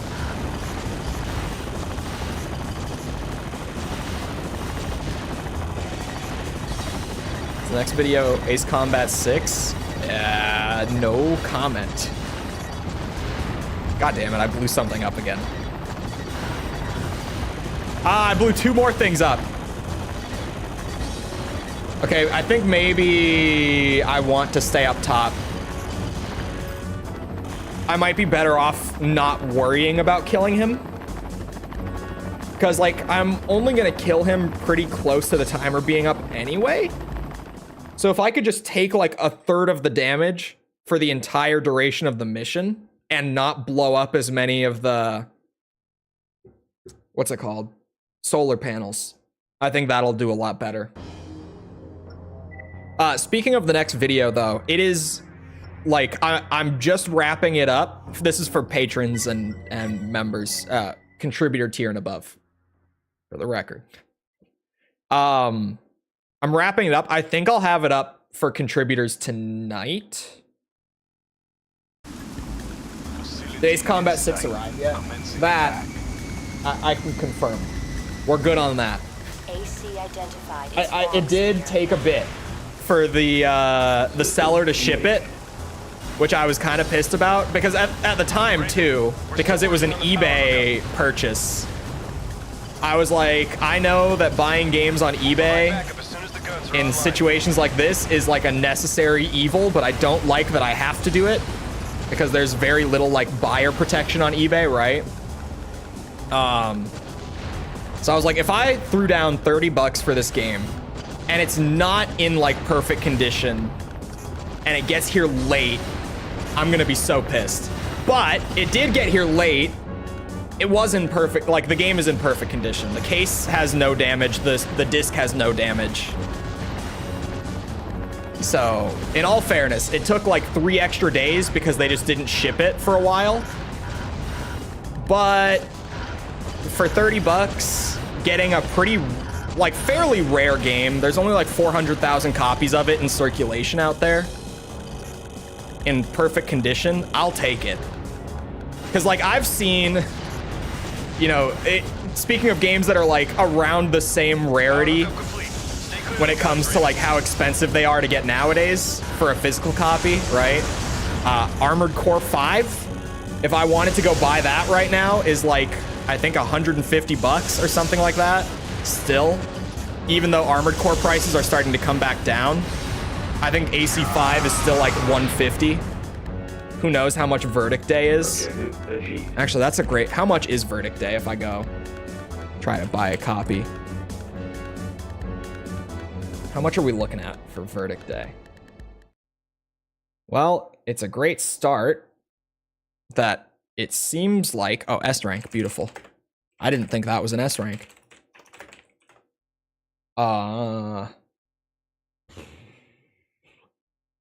Ouch. Ow. Okay. An Xbox 360 copy is 190. A PS3 copy is about 225 right now for Verdict Day. So, you know, all things considered, getting one of these relatively rare 360 games for $30 in perfect condition, I'll take it. I've seen... Thank God, by the way, that I happen to have a friend who had his old copies of both AC5 and Verdict Day, like sitting around and in good condition because he takes care of his stuff, thankfully. And I didn't have to spend like a collective $400 on just playing 5th gen Armored Core because Jesus, I lucked out on that one. Because of an oversight, our first surface-based weapons Could have been so much factory worse. is built closer to the silent line than we intended. It is subjected to unremitting satellite-mounted cannon attacks. Mirage is aware of the constant threat faced by the factory AC3 and lack intends of to unique take music? advantage I think of the next AC3 round of has a attacks great to launch an soundtrack. assault of their own. The area surrounding the factory is rich in minerals, which, despite the obvious dangers, is the reason we maintain our presence there. Sorry, I'm distracted clearly. A reward has been arranged that is in line with the difficulty of this mission. Mirage's efforts to seize the factory It must be ultimately wouldn't have been so bad to have to spend that much because AC5 is still like the 3rd most viewed video on my channel. So it would have worked out pretty well, but it still would have hurt a lot to spend that much on just getting the games. Thank God I had a friend who I could just bum copies off of. Thank God the same friend, speaking of, also is an Ace Combat fan because, you know, they're basically the same fandom. In all reality, they might as well be, in my experience. The crossover is insane between the two of them.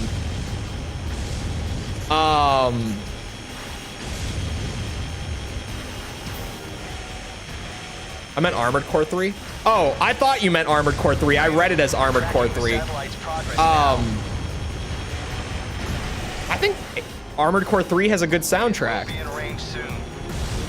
Not like peak Armored Core music, but I think it has a really good soundtrack. It has milk, so that counts for a lot. Right? It does have milk. God damn it.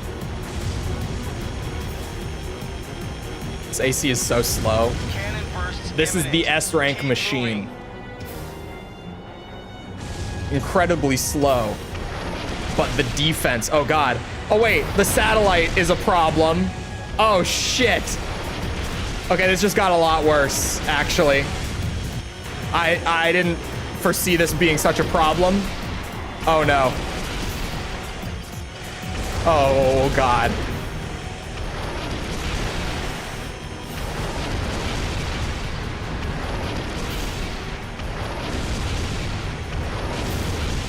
It's fine. We train it around. We circle strafe the laser beam from the sky. Death beam from the sky can't beat circle strafing, apparently.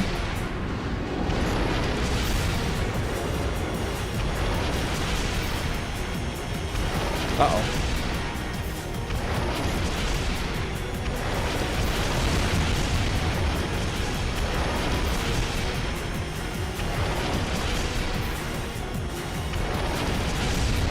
I'm always failing. We're winning. Look at the AP.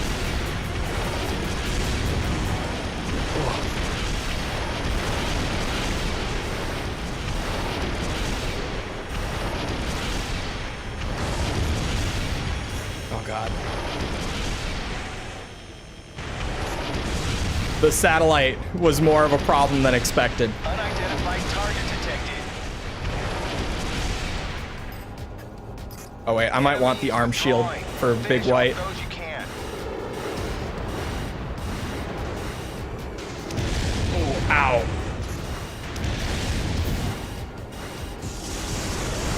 Dumbass bitch. Stupid ass plasma cannon can't hit shit. Not even this tank.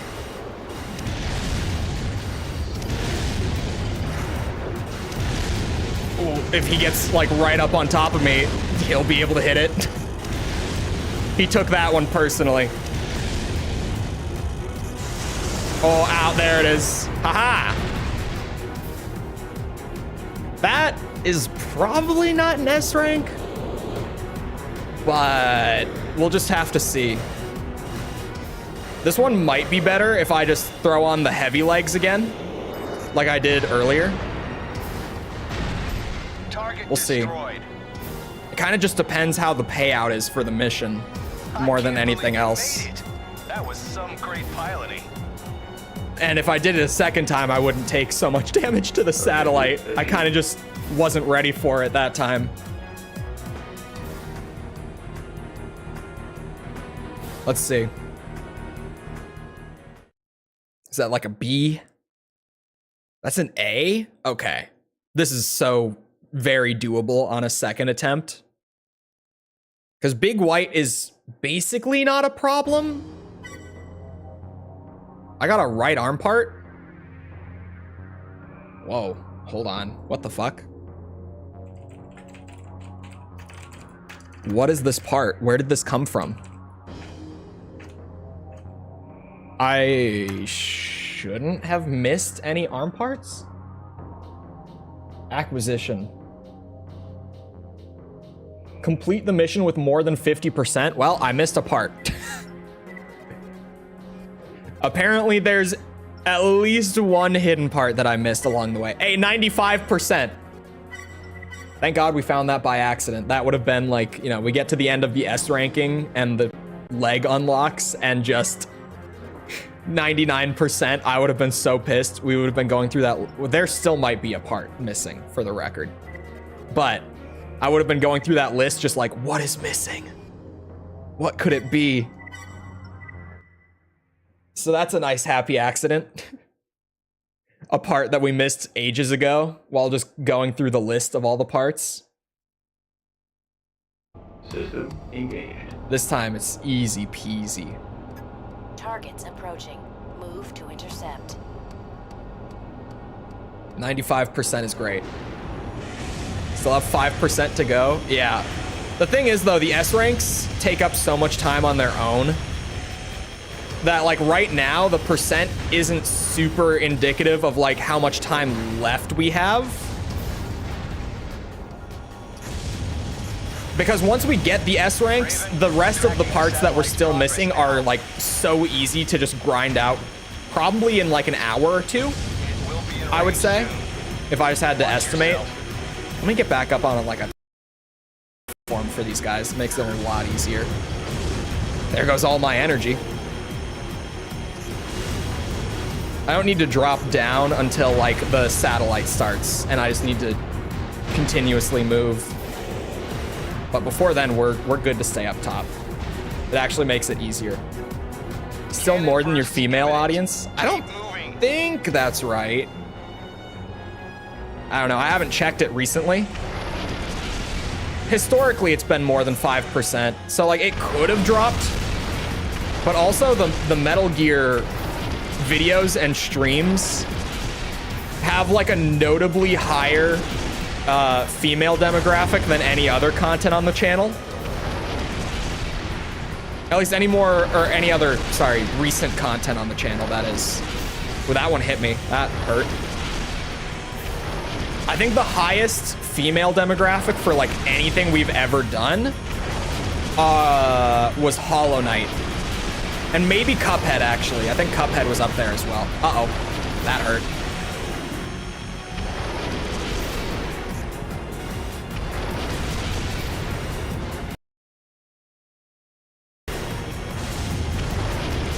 Oh, fuck. Uh-oh. We're good. 19% was your peak. 19% was legendary.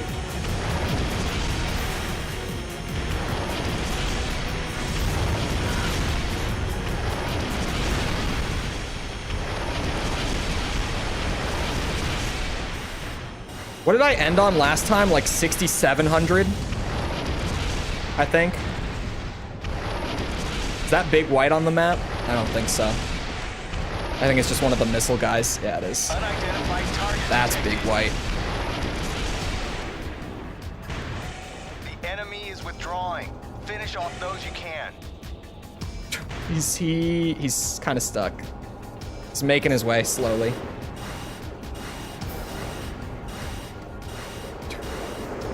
He's got the B-hops.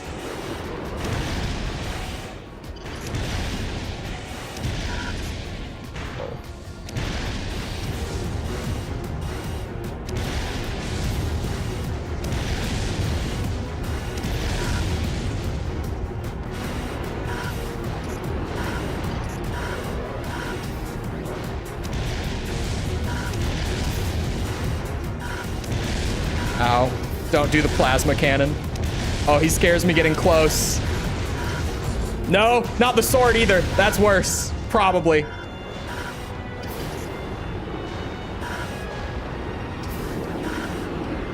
Please. Uh-oh.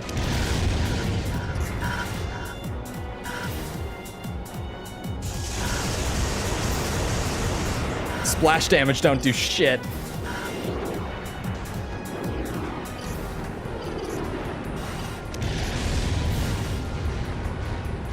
Okay, I mean, it's higher. Heavy biped might be better.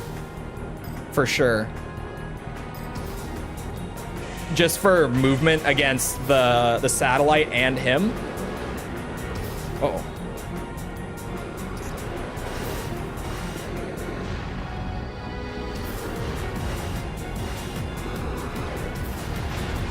Target destroyed.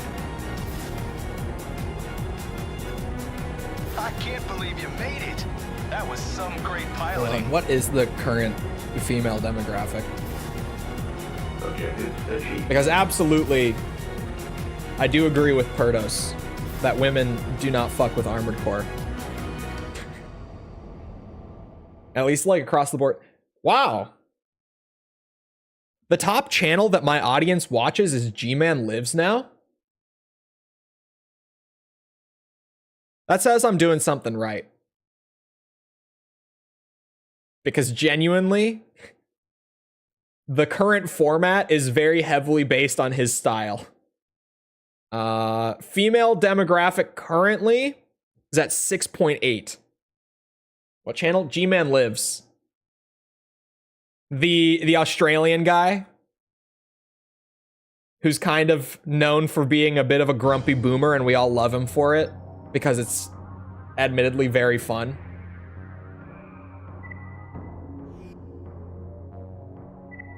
.8 is crazy. It's actually still not bad for a gaming channel.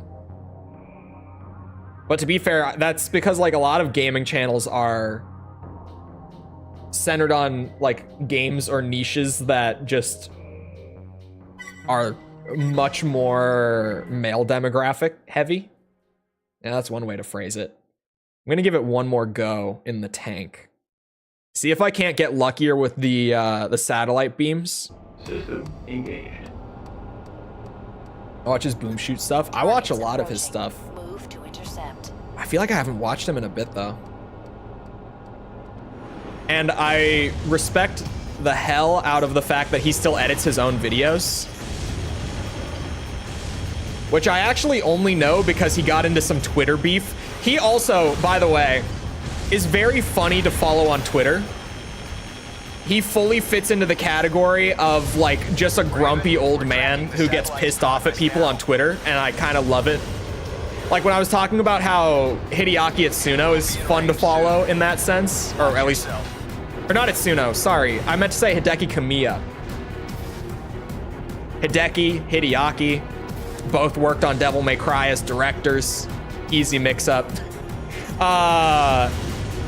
I meant to say Hideki Kamiya, not Itsuno. Itsuno is a bit of a wholesome being, actually.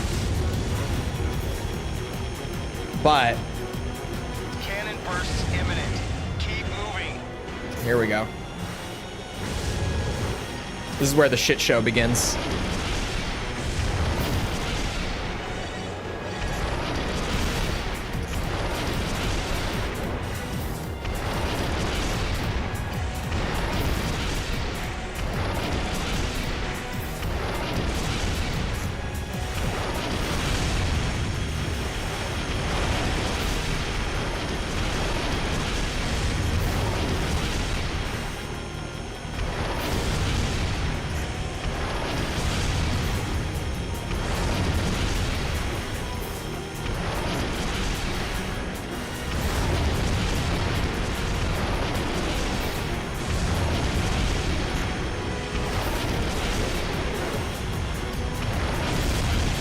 Oof.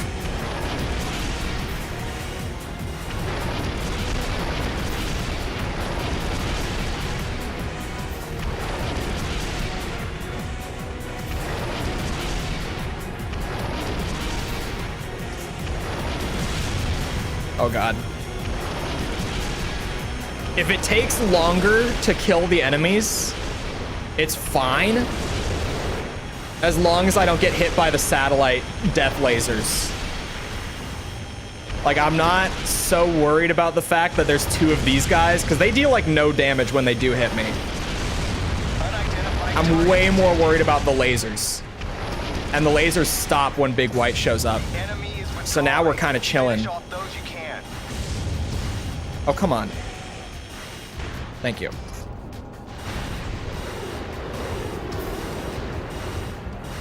Now, he's still kind of an issue, but with how much AP we've got at this point, we should be chilling. Unless he hits me with that blade. That blade probably hurts a lot.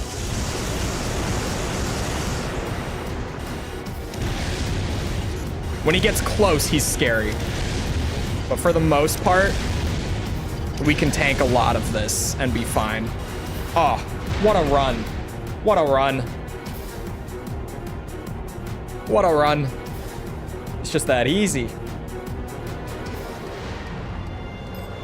Ooh.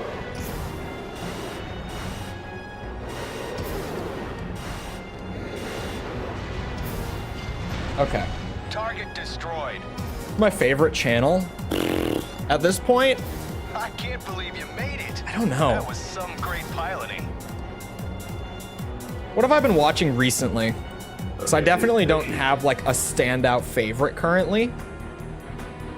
But like, oh, I've just been watching so much tech and stuff recently. I go to my YouTube homepage right now and it's a lot of Tekken. Like FDX, the dude, Justin Wong, you know, the boys. S rank, by the way. Oh, Daryl Talks Games. I've been watching a lot of his stuff again. He does great work. He does really great work. Game Maker's Toolkit is always up there somewheres. Tank legs just make it happen, man. They really do. This build, you know, it's not always S on the very first try, but even just with 1 or 2 attempts under my belt, like knowing what's coming and being prepared for it, this build will do it. A riot has broken out. Tomfoolery gotta be up there. You know, Tomfoolery, he got like 1 good video. It's a good ass video, but he can't be a favorite yet. We suspect the riot was instigated by one of the other corporations in the hopes of using the chaos it has created to carry out a mission against our interests. One group of rioters in particular have already informed us of their demands. They claim that if these are not met, this one? they will retaliate by leveling a building. The district has experienced rapid population. This one should be growth in easy, recent I years, think. And if the rioters' plans were to succeed, the loss of life would be horrific. I could be wrong, but I think this will be A easy. number of our most important backers reside in the district. We must do everything in our power to ensure their safety and well-being. We're counting on you, Raven. Yeah. I got this. This one's easy. Just had a player disconnect on me. He won a promotion and I had 2 rounds won. Or wait, he was on a promotion. I combined words. Raven, they've moved into the building. Why do people disconnect on? I mean, you'll get your rank, but then you're gonna be 1 rank up, and if you weren't good enough to get that rank to begin with, you're just gonna D-rank. You might as well stick around and learn. I don't know, maybe I'm weird for that. Well, like, I've definitely gotten my ass kicked on Tekken ranked a good few times. They're preparing to set the charges. But I wouldn't be in orange ranks on my Panda Bear if I didn't get my ass kicked a good bit. There's no time to waste. Hurry. Working on it. I can't really fly up on this build. I have to wait out the elevator rides. That's a big downside, isn't it? We can make it work, I think. We should be able to.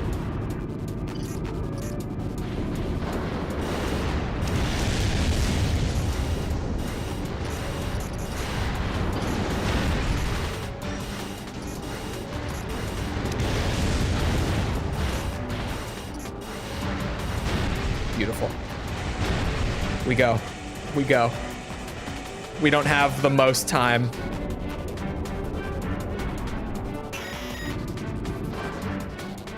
Huh? Oh.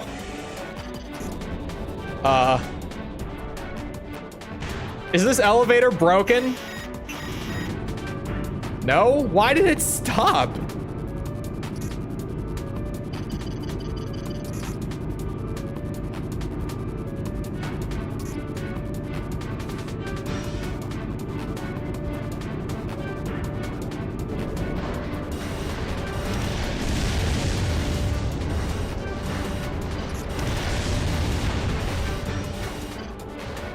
Oh, he's dead. We're good.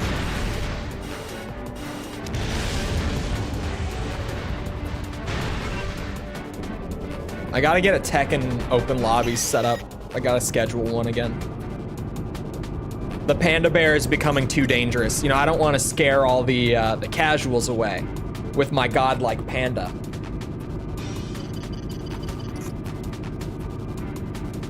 The Dragonov killer.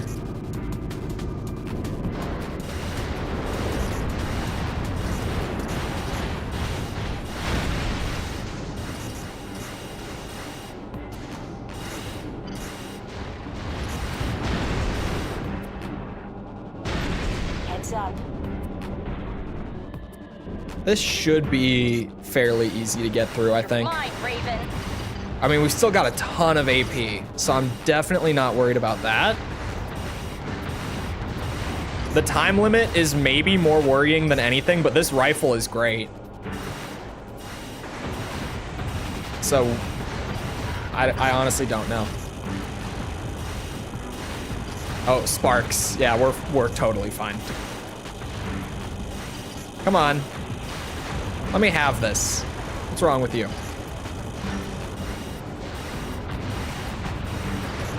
Wait, what? Are you not sparking? Oh, you're not.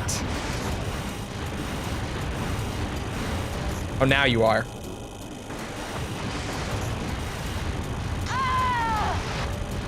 But no, it's not people thinking that they win if they quit. It's just people trying to avoid the penalty to their rank points and leave. But like, I mean, it's exactly what I said. It's just, you're gonna move up. Sure, if you disconnect before you lose, but if you don't get better and you oh, special destruction is a problem.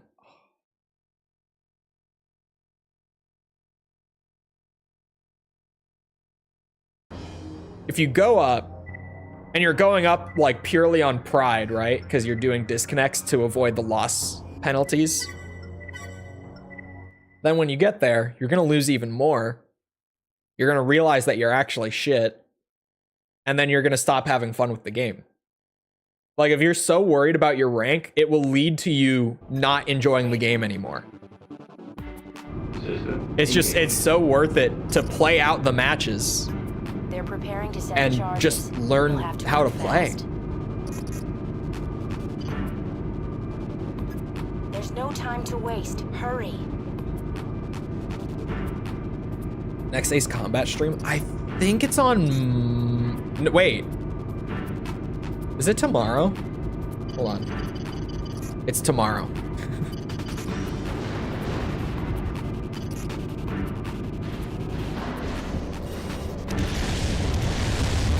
Special destruction is going to be such a bitch on this mission.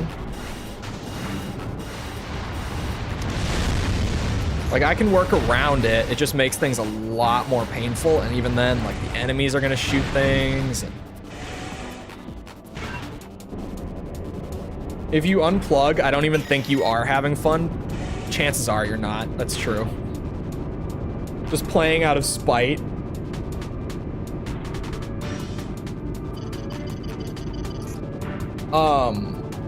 What was I gonna say? Halo Master Chief Collection had a big disconnect problem on ranked, like a while back. They fixed it by making it so that if you DC, you get locked out of the queue. Like you can't play multiplayer for a while.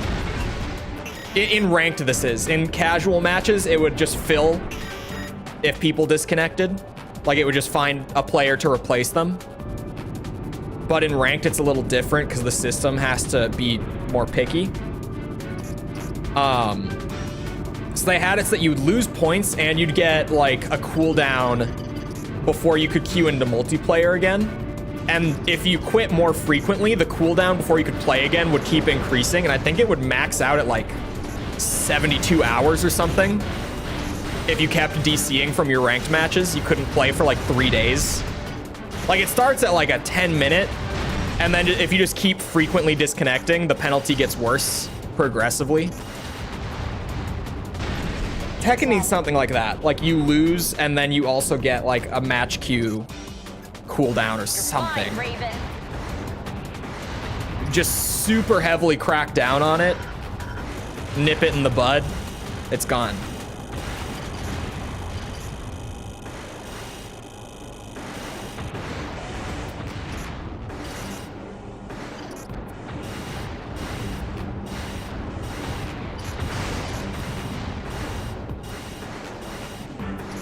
A whole ranked emotion.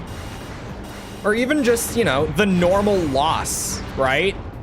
Because even then, people, like, and if you're on the receiving end of a DC, just give them the win too, right? Even just that fixes a lot. You don't have to be as extreme as like a whole ranked emotion, because disconnects can happen naturally without people plugging. Because yeah, like server error or your internet goes out or something.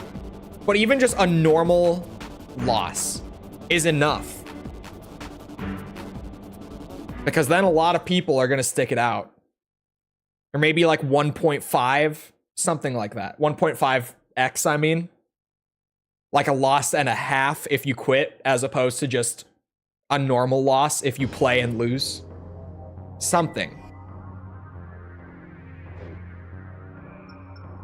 The fact that there's no disconnect penalty on Tekken 8 right now is kind of crazy to me. At least that I know of, I don't think there's a disconnect penalty at all. To my current knowledge, I could be wrong. We've lost contact with our scientists working at Villius Laboratory. A reconnaissance patrol was sent to investigate, but they haven't checked in. We'd like you to conduct a rescue mission. AC and AC, you say? Oh, this mission. Okay. I don't remember the route for this mission. Although we don't know the exact whereabouts of the reconnaissance patrol, requires stable servers. Tekken has great servers. For the record, Tekken 8 servers are very good. It's Tekken 8 Game of the Year so far. Yeah, I mean, it's not a lot has come out this year so far, but Tekken is great. It's the best fighting game to come out in recent memory for sure. Like, mechanics are good. Character balance is mostly very good. There's a couple exceptions, like Dragunov is too strong. Still, like, Dragunov just got nerfed and he needs another nerf. But like, mechanics are good. Character variety is great. There's 32 characters and they all actually feel completely different. Aside from like the bears feel close, but it's, you know, 2 of 32 characters feeling similar is not that bad, all things considered.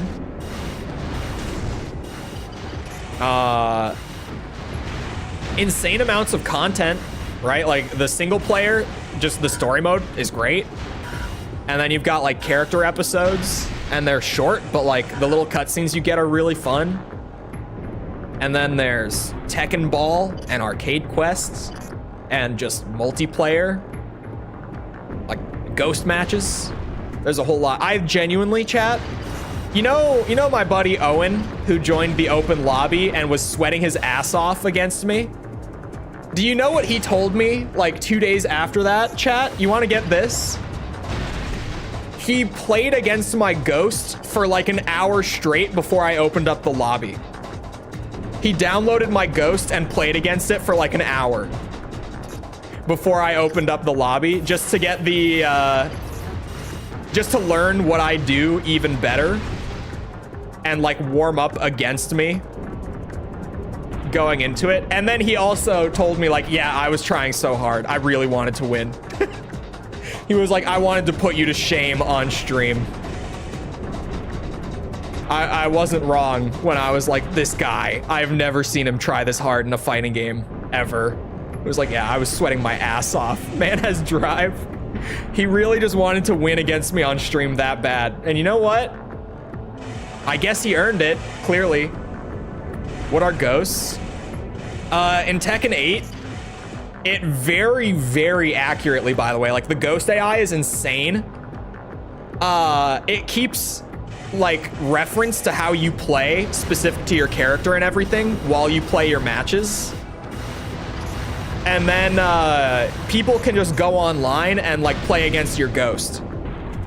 So like he might as well have played against me for an hour straight to warm up for the open lobby with how accurate the ghost AI actually is in Tekken 8.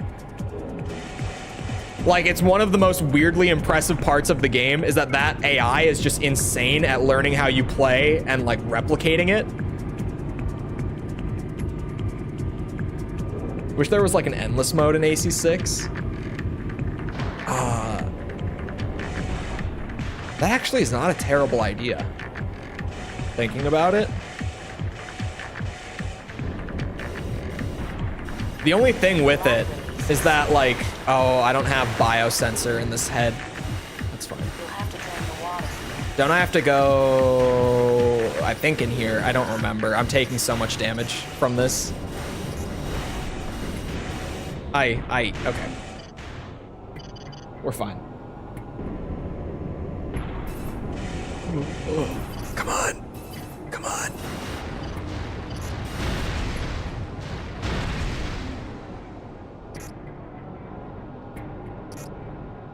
Ghosts are an amazing idea. They're so well executed too. Like if you play against your own ghost, it's so weird because also if you play against your own ghost, it learns what you're doing in real time, like even faster. And so you'll see, like I remember seeing when the game came out, I saw like a pro Kazuya player just immediately go and play against his ghost before he played any online. And his ghost went from like kind of just standing there taking damage at the start because it had no data to work with to like landing consistent perfect electrics and like doing the 50-50 mix-ups and doing these full like, you know, 80 damage combos. And it was just wild. In the span of 5 rounds, it went from doing nothing to like legitimately playing a pro level Kazuya against him. It actually beat him. He won the first 2 rounds kind of just wailing on it, but then it picked up on everything that he did and it beat him in the last 3 of the 5 rounds, and it was hilarious. Oh my God, please. The ghost AI is actually like ridiculous in Tekken 8. It's awesome to watch it do that. I want missions designed around co-op. Co-op could be fun. I feel like it would be a shit show to balance, but it could be really fun. It's not a bad idea. Although, like from FromSoft's perspective, they might not focus on like co-op or multiplayer elements, considering the really poor reception and sales of Gen 5. They might just not want to reopen that. Because, you know, like they have done it. Didn't work. I thought it was good. A lot of people didn't. You made it. Like the general reception to Gen 5 just kind of speaks for itself on that.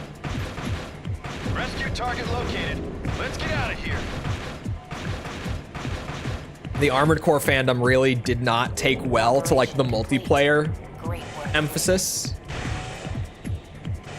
This was not an S rank. Objective achieved. I'm gonna need a biosensor head for sure. I think that one with like the really high energy defense has a biosensor in it. That was an A though. God, this tank makes it so easy to S rank. It's actually ridiculous. It makes it way easier than it should be. And like a third of the damage I took in the entire mission at least was just the lasers in that one room. So if I bring a biosensor, like is it this head? Yeah, this is the one with the really high energy defense. It's a double whammy too. It has a biosensor, right? Yeah. We'll be good with this. This will be the S rank. The S ranks really do go at a nice brisk pace with the tank setup. It makes things way easier than they should be. I wish they combined them with the fast-paced combat and 4 answer. The UNACs are a really good idea to bring back, I think. Commencing our search. Because I thought they were balanced really well in Verdict Day 2. Because they would make the missions really easy, but because of all the extra ammo spent and the extra repair costs on needing to repair their parts, like, yeah, I could get through a mission really easily with a UNAC, but I would make like no profit. Actually, a lot of the time I would lose money overall from bringing the UNAC just because they were so expensive. It would like double your costs or more depending on what setups they had. So like, yeah, you can get through it, but it's gonna set you up in like a bad spot going forward if you use it as you're going through the campaign, at least in terms of money and stuff. Shields in 6 are pointless. I could take marginally less damage or deal a shitload more damage. In PvE, kind of. In PvP, I don't feel like it's worth it to bring a shield for the setup that I run. But because I run like a stun-heavy melee setup in PvP, I do notice that when players are using shields, I just have a way harder time fighting them. Because they don't completely lock me out of my strategy, but they make it take like twice as long to actually stagger them and get my big damage off of it. In PvP, they feel great. In PvE, they don't really reduce the damage enough to be worth it. Because the thing, like, they reduce the stagger buildup more than they reduce the damage. Like, they make it seem like the point is to reduce damage, but it's really to reduce the ACS load. Like, that's definitely their intended purpose. But in PvE, it's not very important to reduce your ACS load like 9 times out of 10. It definitely feels like it's pointless for the single player stuff. But you know, that every Armored Core game has a ton of stuff that is pointless for the single player PvE stuff. See how much better this is with the biosensor and not just getting melted in this giant room. Yeah, this will be the S rank just because of that change. Amazing. Armored Core gaming. Oh, where? Hello.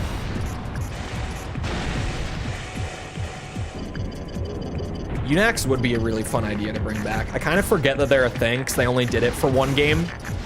But like, they were really cool. You know what else would be fun? A side mode for PvP, and this is like extra crazy of me, but just like, hear me out, right? I doubt this is ever a thing they would do, but it's a really fun idea. An extra PvP mode where you'd pretty much do like battle bots, like Formula Front style. You build your AC with the parts that are normally in the game. They could literally just rip the Formula Front system for the AI. It's not perfect, but it would more than get the job done for like a side mode. You program the AI ahead of time, and then you just watch it go against someone else's like custom setup bot with its own programmed AI. Just as a side mode for fun, that would be a good ass time. It would be a great time. Just made my 40th build though. Yeah, AC6 is one of those games that because of the core gameplay, I could just play it, and then I could replay it, and then I could replay it. It's why it was tied for my game of the year last year. It wasn't, well, I say that it's tied. I think that, like, more definitively, I do think that RE4 was my game of the year. But AC6 was, like, barely behind it. It was right there for me. I don't think either of those were the best game I played last year. I think the best game I played last year was Baldur's Gate 3. Like, hands down, not even close. But those were my favorite games that I played last year.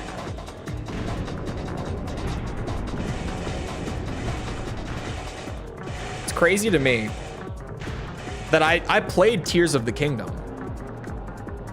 And I always, like, going into 2023, I knew that game was coming out, and I was like, oh yeah, Tears of the Kingdom, just shoe-in game of the year. Basically, just hand it to them. There's no fair competition here.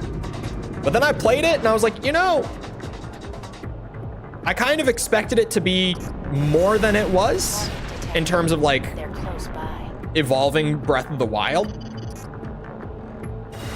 And then, like, RE4 was better than I expected. AC6 was better than I expected.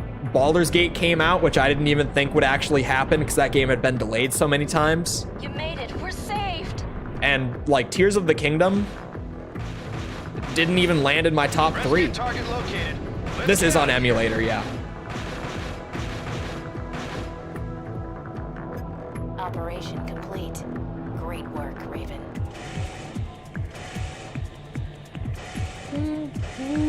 Mission complete. Combat system disengaged.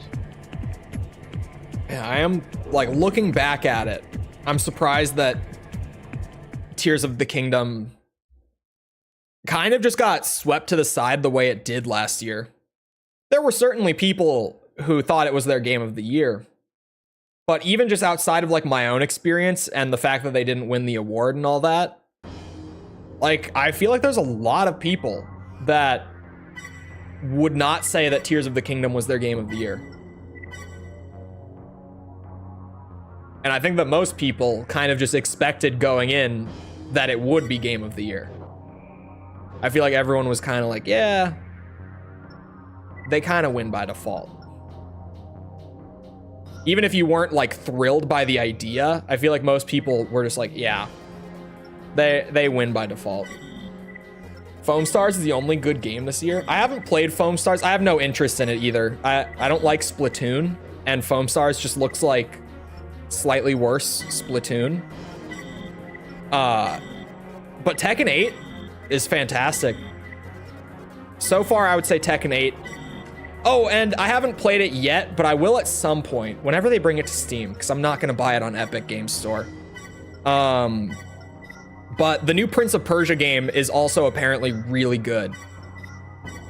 But that's going to be like the sleeper hit of the year, where it's kind of like, if you played it, you know, but most people didn't play it because the advertising budget just wasn't as high as it probably should have been for a big revival like that.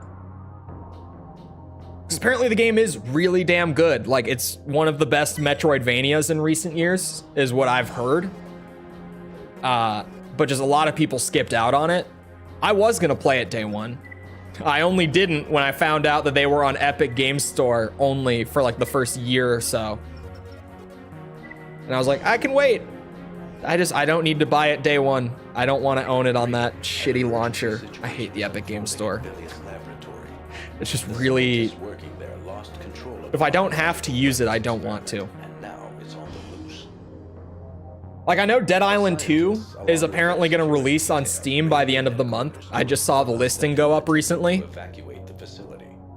So at this point, it really is, like, Epic Games Store is just an immediate, I'll wait a year. Like, I can wait. Because if I wait, I get it on the platform I want it at the same price, or honestly, at a lower price, most likely, a year later. If I can wait for it to go on Steam, I can wait for a sale as well, right? I love all the free... I do love the free games. Like, my Epic Games library is pretty big, but it's all just games that I got for free. I've bought very few games on Epic Games. I've redeemed a lot of free games for like the month. For sure. Oh god. Oh god, please stop. What was I gonna say? Oh, the combat in Zelda. Yeah, the Breath of the Wild and Tears of the Kingdom. As someone who played a ton of Breath of the Wild, I feel like the biggest mistake that Tears of the Kingdom made was not really changing the combat. Because the weapon fusion thing is fun, but like it needed more mechanical depth, not systematic depth, right? Like the systems were really bad in Breath of the Wild, or not bad, but just bland in surface level, where it's literally just this weapon has this damage and there's 3 movesets. And then Tears of the Kingdom, even for what it did, it ended up being this weapon has this damage. You can add damage to it by putting an item on it and maybe an effect if it's a very specific item. And we have 3 movesets. Tears of the Kingdom did so much, but at the same time, it feels like they didn't do enough. And I've said it before, but a lot of that, in my opinion, comes down to we waited 6 years and paid $70 for this. Like, compared to the original, looking at it from the perspective of someone who did play Breath of the Wild, which is, I think, a lot of people who played Tears of the Kingdom.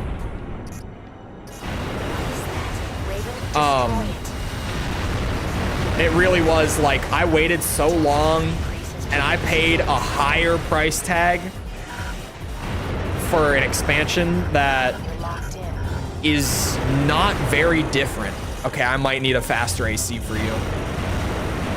This might just be a problem.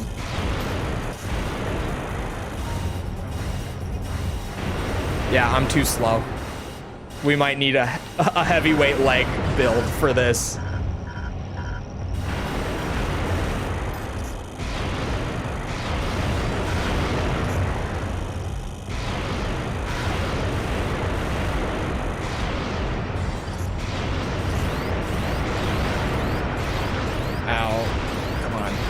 Are we gonna die? Is he resistant to energy by chance? Because that was a lot of damage. Pretty much the map is changed enough, I think, but it's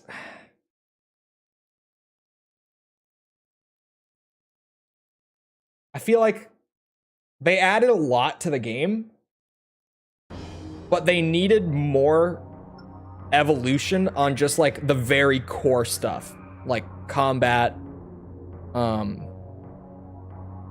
exploration, like just the very core things were what needed the most work.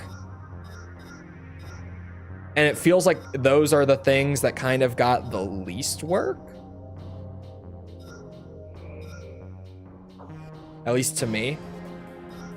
Is 630 the highest energy defense? Are we overweight? Yeah, I figured we would be. Let's ditch the radar. This mission, I don't need it. It's not mandatory. Let's scale. Let's just get rid of the laser cannon, to be honest. I barely ever need it. And if I take off the shoulder cannon, we could do like a heavyweight booster instead. 19.5k? Hello. That's the one. One win from red. Okay, my panda's not moving that fast. Is that even a mech? It's a tank. They can have tank legs. I almost ended that sentence on they can have tank. Combat system engaged. Oh, my shield arm. I forget. Better radiator? radiators aren't really... I don't even need it. Look at that. I was gonna say, like, heat isn't a problem until the next game. In which case, it's about to become a big problem for all the builds that I do. Regardless of whether I'm, like, a high heat build or not, it's just always going to be a problem. Because it's Nexus and Ninebreaker beyond that. But the point being, here we're fine. I'm not worried about radiator. I kind of do throw in chunkier ones on the heavyweights at least, just for the hell of it, because, like, I mean, if it can be better, there's no reason for it not to be. But heat in this game is kind of just a non-issue, at least unless you're going against someone who is just set up to overheat you. Then it can be a problem. 9 times out of 10, it's not. Even more than that, I would say.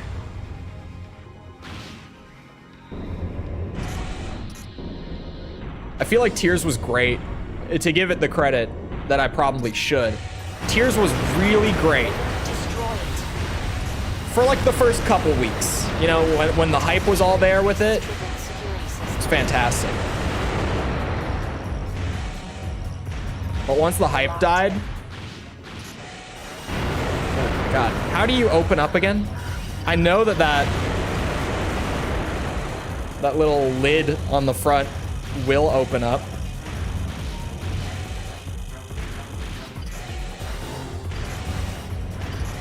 Here we go. What are you gonna do now?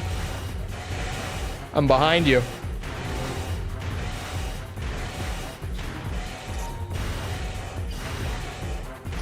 Okay, we might have a problem if I run out of ammo. Which I'm only just now realizing.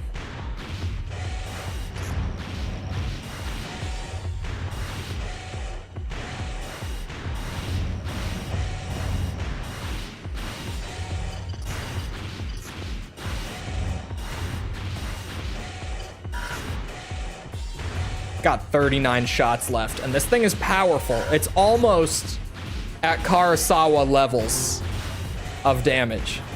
So, like, it should be enough. Unless this guy just has insane energy resistance, then we're shit out of luck.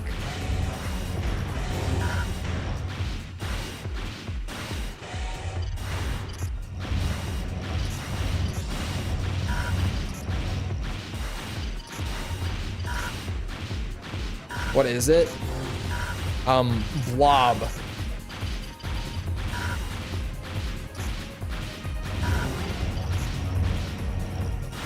Or Big Bug. I like to think that it's my favorite boss archetype. Blob on the floor. On anything but its mouth. Alright, I know what we're doing. We're gonna do more tweaking to the build, but I know what we're doing here.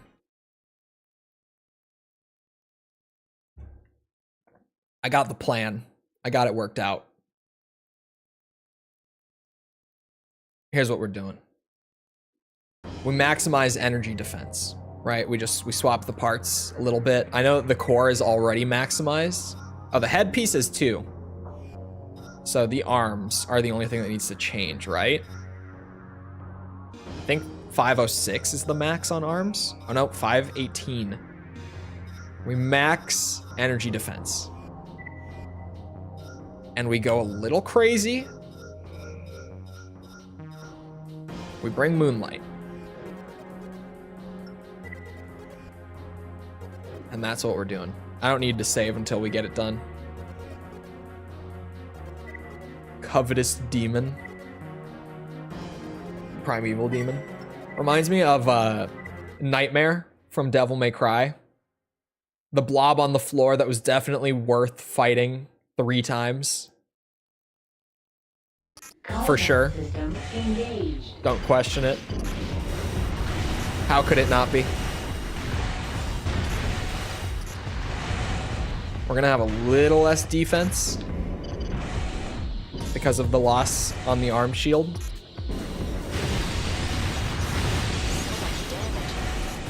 but we're actually going to be able to kill the boss at the end.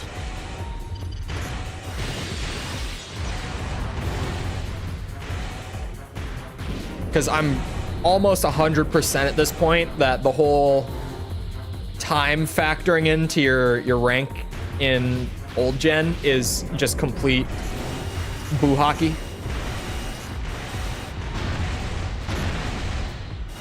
It's just not true.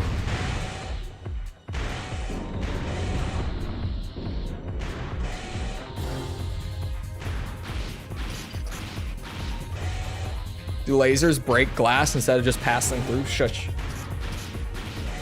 Shh. Video game.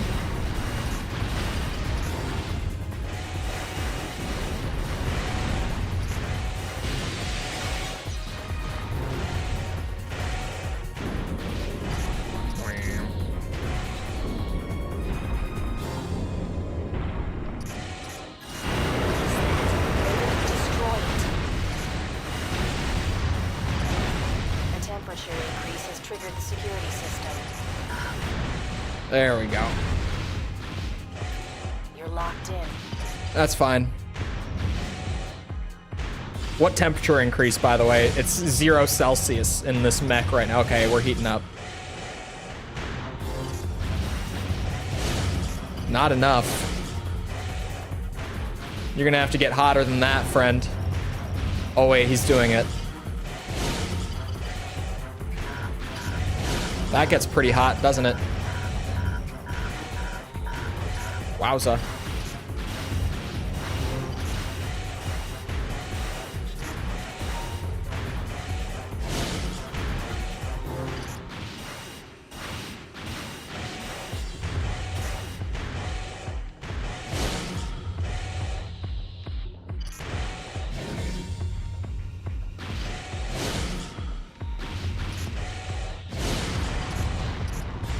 Raven, incoming transmission. Moonlight does it. For sure. Moonlight will do it. We're in trouble. We need help. Cannot unlock gate. Oh my god. This mission. I'm coming. Don't worry. I forgot that there's more and that I have to fight a second blob on the floor. Because much like Devil May Cry 3, or sorry, just Devil May Cry, the blob on the floor is a fight worth repeating, of course. We all know that it's true. Everyone loves a good blob on the floor. Nothing better. Good old blob on the floor. Let's keep her going.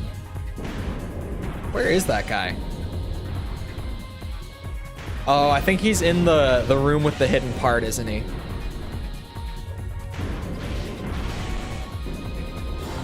Open. The energy is not efficient on this build. It's fine. We make it work. It's enough to have wiggle room, so we can manage. Looks at Final Fantasy. Does Final Fantasy have a lot of blobs on the floor? Floors? Blobs on the floors. Multiple different floors.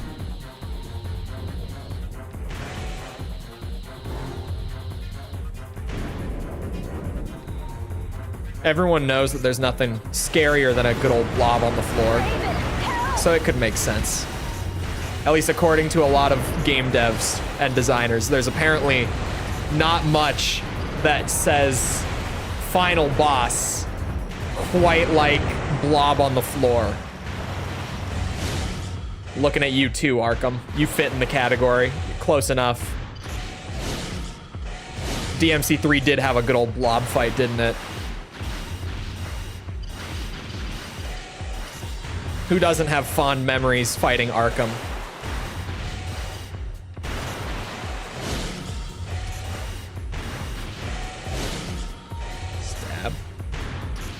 Called flan or something, like the Mexican pudding. Delicious, by the way. goated ingredient, or ingredient? Dessert. I meant to say dessert. Goated dessert. Mission target destroyed. Good work. Flan is so good. Mission complete. Combat system. Don't forget Argosax. Okay, there are 5 blob fights in Devil May Cry and counting. Are we missing any? S rank, thank God. I didn't want to have to do it again. We're up to 5 blob fights in Devil May Cry. Did they do any beyond that? I don't think they did.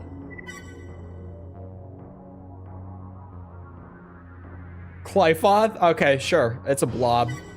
Sure, there's 6 blob fights. That one's a little bit of a stretch, but it fits. Good enough. I'll take it.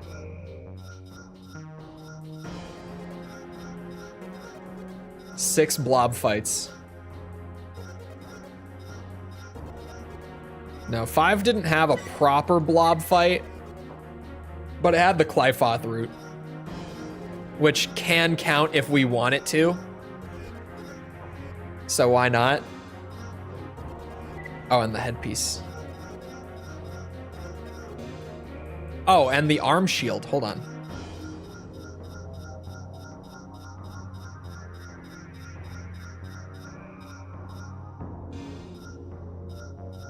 And last but not least, big laser cannon.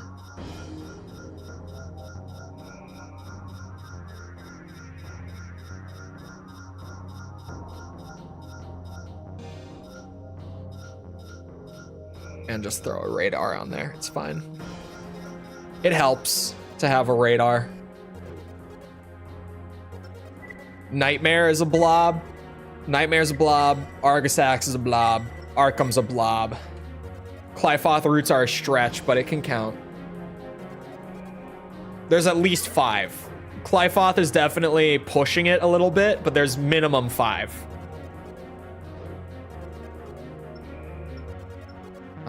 Okay, how many missions are left? Because I know that we're in Zone 4. Oh no, Zone 4 is done. And we already have that, so there's 3, 5, 8 S ranks left.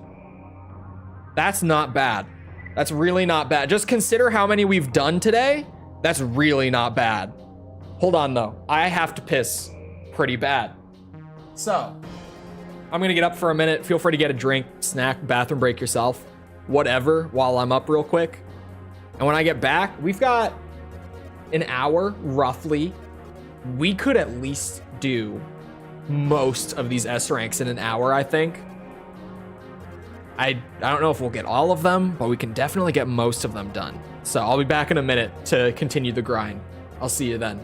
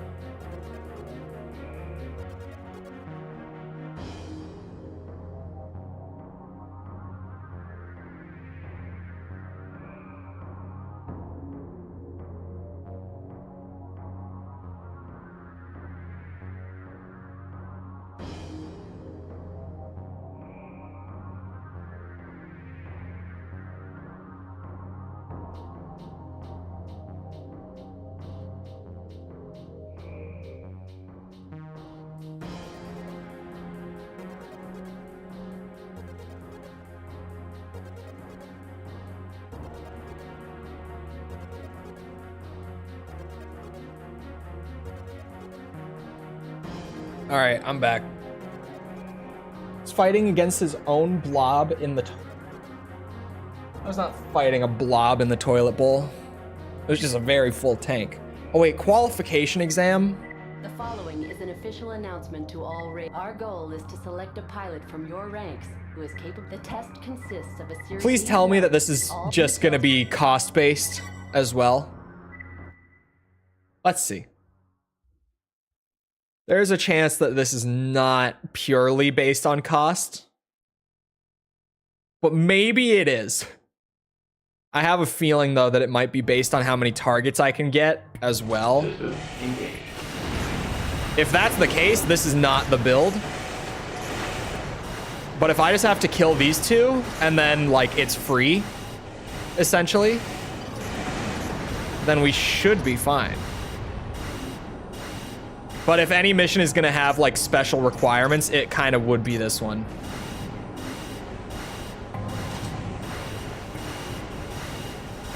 Look at these dumbasses trying to shoot the targets. What's wrong with you? I'm right here.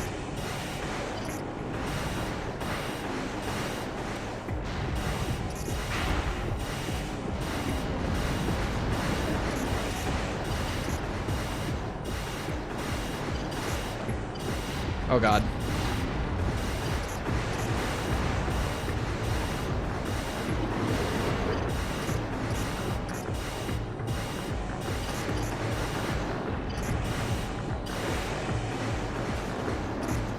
It's better to emulate or get a disc for PS3.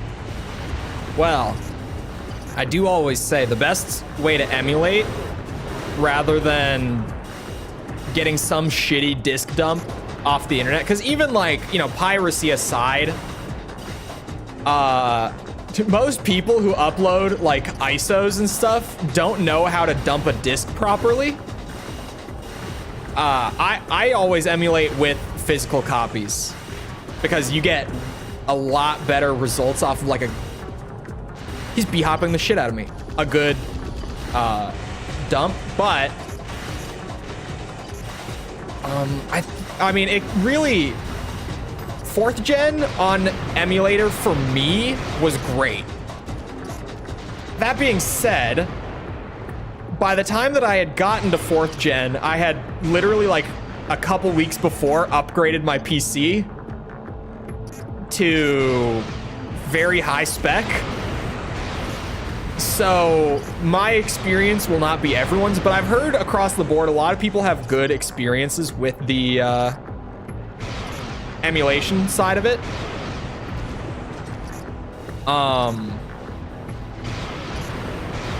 So I don't know. I know that you potentially, for sure, can get a much smoother frame rate out of emulation. I know that it was kind of notorious for having bad frame rates on actual hardware. Whereas, like, when I played on emulator, right, I got it to be a very consistent 60, which definitely helps with just having a more pleasant experience with that game. With those games, both of them, right? Kind of depends. For me, with most, like, old stuff, my go-to is, like, use a physical disc to emulate with. Because even if you don't learn how to dump properly, like, that's fine, because you can just run it through a disk drive if you have one. Because a lot of gaming PCs don't have one, which is fair enough. But if you have a disk drive, you can just play straight through that too. A rank. It's totally damage. It's just damage based. Wonderful. Or sorry, not damage, cost based again. Definitely cost based, which we will take. Makes my life very easy. You know what else makes my life very easy? When people like the stream, smiley face. Good one. That was a good one. I'm proud of myself. That was smooth. Subtle plug. I bet some people didn't even catch it. So smooth. So sneaky. The test will... So I just gotta do that, but do it better.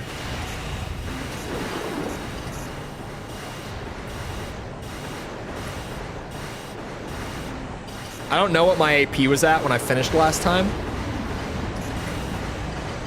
But I don't think that just doing it better should be all that hard. Just taking less damage on a second run shouldn't be terrible. Although those missiles kind of just messed me up. Won't lie.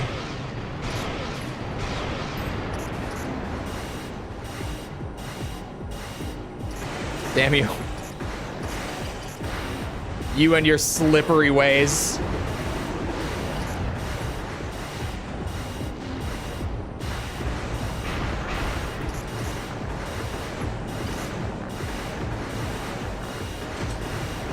My shoulder pads are dead, which I don't think happened before. Oh my.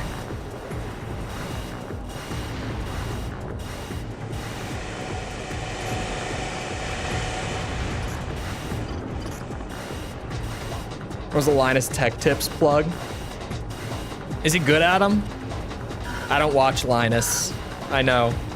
PC gamer that doesn't watch Linus. Unheard of, but I genuinely, I don't. Is he good at them? I don't really watch any, like, PC... I'm trying to think. Like, how to describe it. I don't really watch any... like PC YouTube channels, like guys who just, you know, build PCs, talk about PCs, that sort of thing. It's not really my thing. I've got my buddies who are huge nerds about it. And like, I'm kind of on a need to know basis with PC stuff. I'm like, when I'm building a PC, I'll get really into it for like a super short period. And I've got them to like bounce questions off of, and I build it, and then I'm back to barely paying attention again for the foreseeable future. I don't think this was better. PC tech channels, that's what I would... Tech channel is what I was missing. Like, of them, Linus definitely is one of the better ones. Like, you know, they make an occasional, you know, whoopsie, little mistakes here and there, but who doesn't? That's just YouTube. Especially in like a tech space where you're literally just talking like specs and comparing benchmarks and stuff. It's really easy to just get a number wrong somewhere. You made it, Raven. You ever try to enable achievement features? Add another thing to complete? No. I know that it's a thing. I've never enabled it. Playing mech whack-a-mole? Pretty much. I don't think that the targets are super important to the rank. Yeah, that was another A. It's hard because the arena is so large. To try to like kill them quickly, especially with the setup I've got where I'm very slow. This is a weirdly tricky S rank. Like, I don't need to do that much better. We are at A. It's not like I'm super far off from an S, but it's just a weird one to have to improve.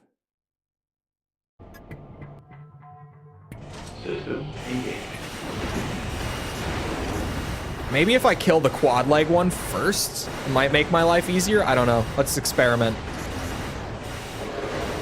And like, that's annoying, losing my double lock because one of them zips by.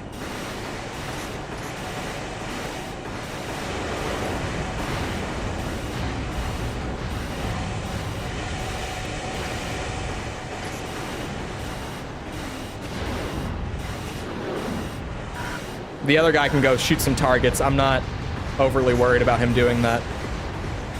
That worked out pretty nicely. That might be the way to go, because the quad leg is so much easier to like back into a corner and take out, whereas this guy is just going to be way more mobile. We are at 95%. There was like a random hidden part that I apparently hadn't gotten the challenge for that dropped.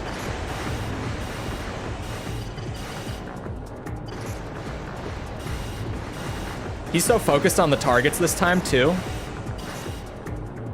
There's some RNG going on with this S rank, but it seems to be kind of in my favor this run. Is he? No, it's just his shoulder pads that are sparking. I was like, is he sparking or are his shoulder pads gonna break? Wait, he's now sparking.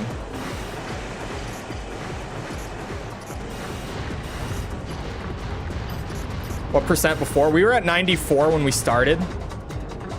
But it's because we need to do all S ranks, and the all S ranks challenge is to get 1 part. So just getting all the S ranks done is going to be 1% of the game. But then the parts that we have left after that is literally just like use a certain leg type for 10 missions. So the only thing we have left after S ranks is so like brain dead easy that it sounds really bad when I say that S ranks is just gonna get us 1% and that we're still like, we've only made 1% of progress in the last few hours. But it's really not that bad when you take it all into context. Because this is the, what? I have like 8 S ranks left, including this one as well. So we're not super far off from that at this point. We've done most of them already. Hello, Andre.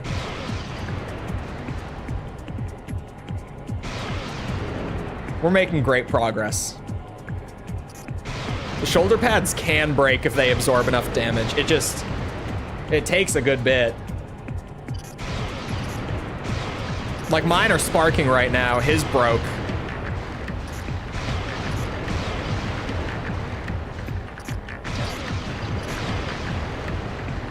If the targets do help with rank, I got way more of them this time. Accuracy affects this mission. Objective achieved. I think we're fine. I took so little AP damage, and I hit a lot of targets. Not like a shit ton, but a lot. Yeah, we're good. I genuinely, like 100%, I think it's just the cost. I have not found a single mission where just reducing the cost hasn't gotten me an S rank. So far, for all of Silent Line, there hasn't been like a single thing that I've had to do something specific to get it. Because my accuracy was terrible that run. Maybe it was good enough. Maybe it's a super loose requirement. But I 100% think that getting S ranks in Gen 3 is just keeping your costs low. Who told you that you wouldn't? There were conflicting reports. It has come to our attention that to be fair, most people in chat who, what's it called? Most people in chat who said that they didn't think so, they were like, I don't think so, but I've also not 100%ed this game, so I don't know. The guide I was using did not list the S rank part. That was the biggest problem when we were talking about it, is I control F'd for it, and it didn't list it.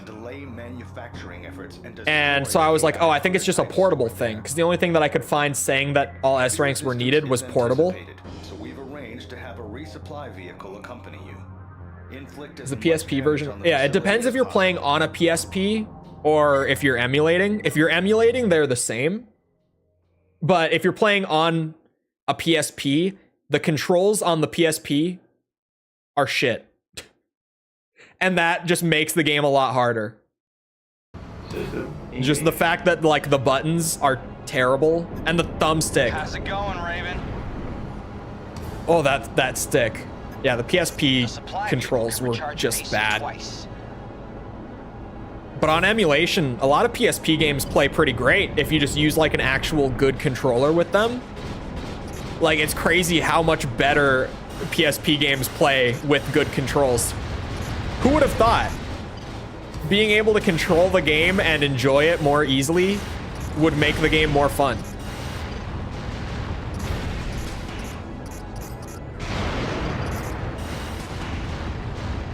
Looking up and down with the face buttons. Oh, that's also a thing for Armored Core, yeah. I mean, let's not lie to ourselves here, okay? looking up and down with the triggers in old gen is already awful. Like, even though so many of us are used to it, let's not act like, you know, it's easy to get used to it. Maybe if you were like really, really young when you first played Armored Core and you just didn't have much basic gaming literacy to begin with, it would feel easier. But like, let's not lie to ourselves. The controls in old gen aren't great to begin with, right? Playing on the PSP and not having the triggers and needing to use face buttons only makes things worse. So I'm a scrub then. I mean, Silent Line is just a hard game as well. Silent Line is up there in terms of difficulty for the Armored Core series. It's not like the top, but I would say that the top, well, I think Silent Line is probably, if I had to do the ranking, number 4 in terms of difficulty. And I know that my number 3 pick will be controversial among dedicated Armored Core fans, but I have my reasons. Okay? So hear me out on this one. I think the hardest Armored Core game is Last Raven. It's not like insane. It's not as bad as people make it out to be, but it's still really hard. Like, it just is. It's not as bad as you've likely heard, but it's hard. After that, I would say it's Verdict Day. A lot of people haven't played Verdict Day, so a lot of people sleep on it. It's really difficult. It's just a hard game. My number 3, the controversial one, I would say it's AC6. And now hear me out. Once you know how to cheese Armored Core 6, the game is easy. It's true. Like, if I go and play AC6 right now, I'm not gonna have much trouble getting through the entire thing. But the first time through Armored Core 6, we all got our asses kicked before we learned how to cheese the game, okay? It happened to all of us. Knowledge is power in Armored Core, especially in Armored Core 6. And without the prior knowledge, the game is really tough. It just is. Did I do Zenaida? I did not do Zenaida. I did not mean to. Okay, that's fine. I meant to just put my arm shield back up.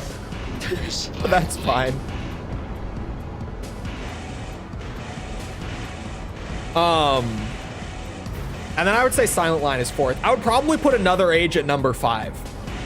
Because I think Another Age is mostly pretty easy. But Another Age has like a good handful of tough encounters that are really tough. Like, and not even including the end game ones, because those are just, you know, random end game pieces of content. So I'm not even including those. Those are their own thing, because they're just little bonuses. But like, there's that one where you're like up in the tower that is like a little square garden kind of area with the 1 AC. That guy is tough. There's the triple AC gank, of course. There's the first ever massive MT mission that before you know to use large rockets, super tough. There's a lot in Another Age that's really hard. But I think Silent Line has more of those just like 10-minute long gauntlet of pain kind of missions like Last Raven has. Last Raven has those, but worse. AC6 is hard because of bosses. Verdict Day is like a gauntlet of pain kind of game where the missions are just really long with no way to repair and just a lot of damage is flying at you the entire time. And then Verdict Day has the hardest boss in Armored Core. Jay is the single hardest fight in any Armored Core game, hands down. Because even using the cheese strat against Jay, it still took me over an hour using the cheesy build. Like the build that's meant to make him the easiest he possibly can be. It still took me more than an hour of attempts just using that. And before I used that, like I didn't even get his health down by 10%. Just using my normal build, I just couldn't put a dent in him. Another Age is okay. I don't like it very much. I think it's fine.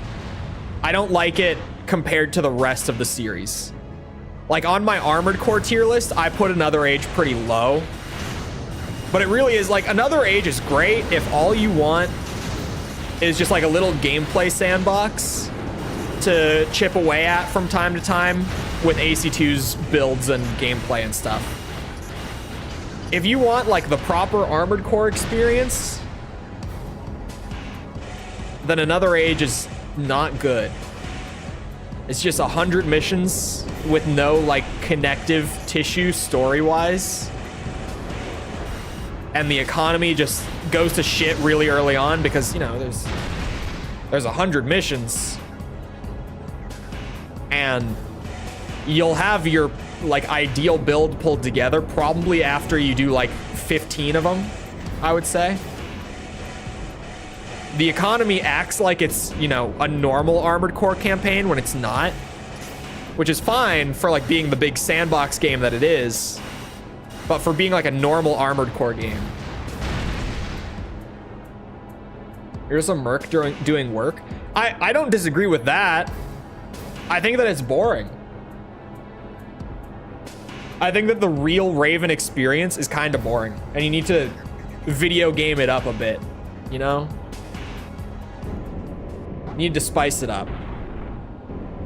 Because, like, thematically, it's kind of supposed to be mundane and boring. But, like, it's not necessarily conducive to being, like, an interesting video game. You know what I mean?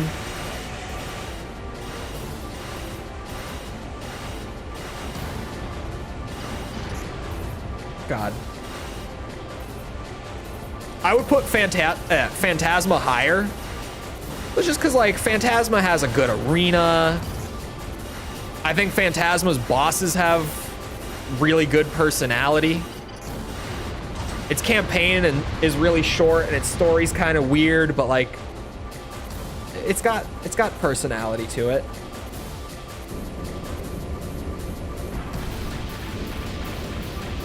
It's a shame. I don't know why it doesn't have an arena.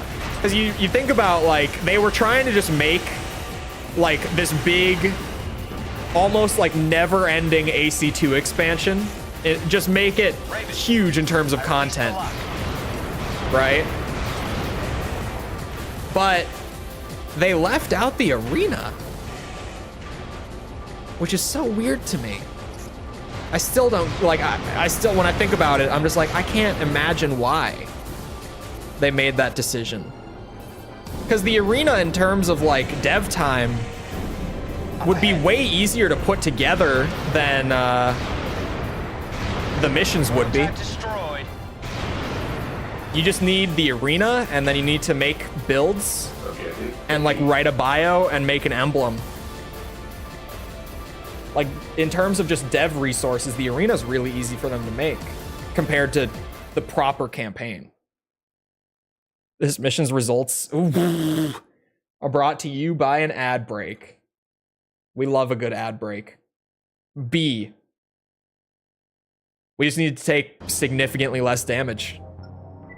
That AC fight at the end is the problem. Definitely.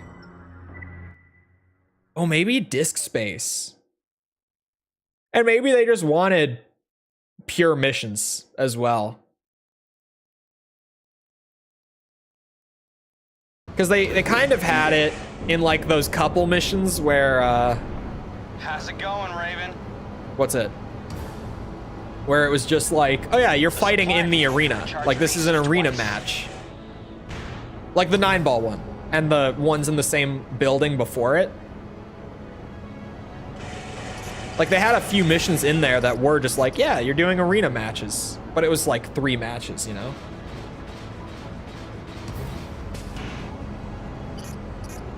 AC1 is like... I have a certain fondness for AC1. But in like, you know, this was the origin point kind of way. Not in like, this is a high-tier Armored Core game kind of way. You know what I mean? Like, it laid the foundation for a lot. It's got its own appeal, like, among the entire series, but if I were, like, ranking all the games, I think I would put AC1...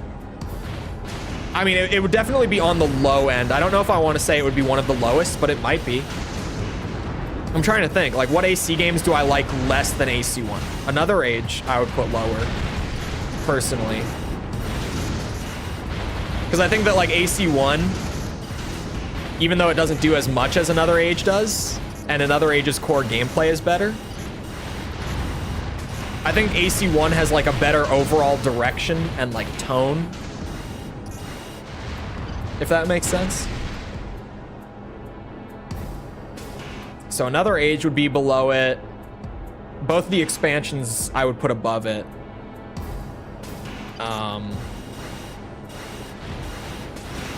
Ninebreaker goes below it. Nexus is kind of a weird one for me. Because, like, Nexus's campaign is really weird, and I don't think it's very good. Nexus is also, like, first of the generation syndrome. We made a game, but... sorry, we made gameplay, but we didn't really have time to make the game, sort of thing. Which is weird, because so much was carried over from Gen 3. I think Nexus seems to have gotten too big for its britches. It seems like they kind of aimed too high with having, like, the whole throwback mission disc and everything. And it held back the game overall. They were just a little too ambitious with that one. It feels like they wanted to make Another Age, but do it better. It feels like it was kind of meant to be the Another Age of Gen 3, in a way. But just for one reason or another, they weren't able to do it. Probably just deadlines and budget and stuff like that. They weren't able to pull it together the right way they wanted to.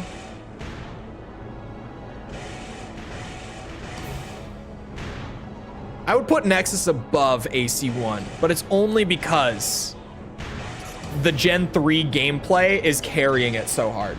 Gen 3.5 at that, because it's got the better controls and everything. Oh, Ace Combat one above Ace Combat 3. He put the international release of AC3 on the same level as the Japanese release.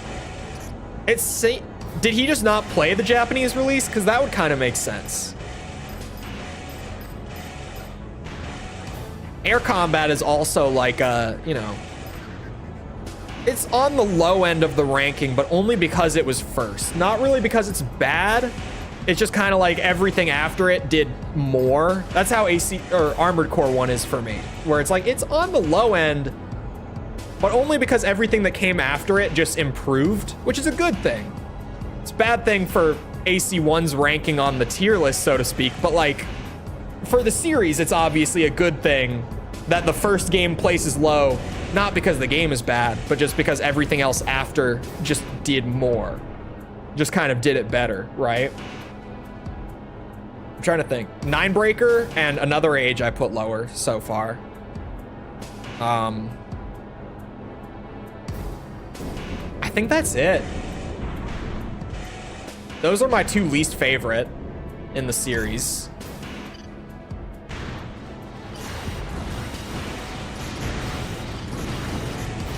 So yeah, I think that's genuinely it.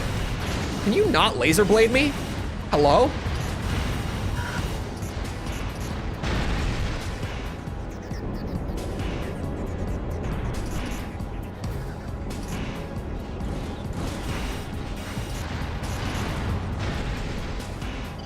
I had a few cases of one plane being objectively better. That's true.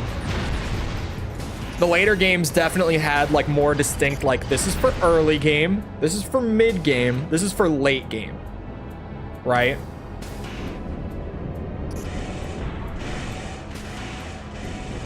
I would put AC4 and 4A below any Gen 1, 2, or 3. You're just a hater. You're just a hater. Absolutely not. 4 answer is on my top end. 4 is like around the middle, maybe a little below the midpoint.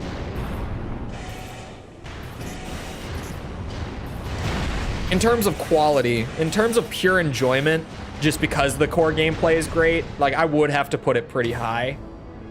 Maybe the revisit will be less generous because the whole time I'm gonna be like, I could be playing 4 answer though.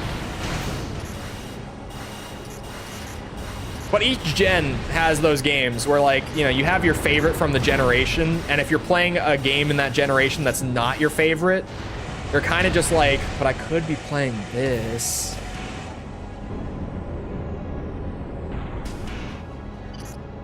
But Gen 4 and 5 have it really bad. Where on revisit, I think it'll be a lot worse. Because the first time around, at least, it's like, okay, I'm getting the new gameplay, and I'm just messing around with that and having a good time with that.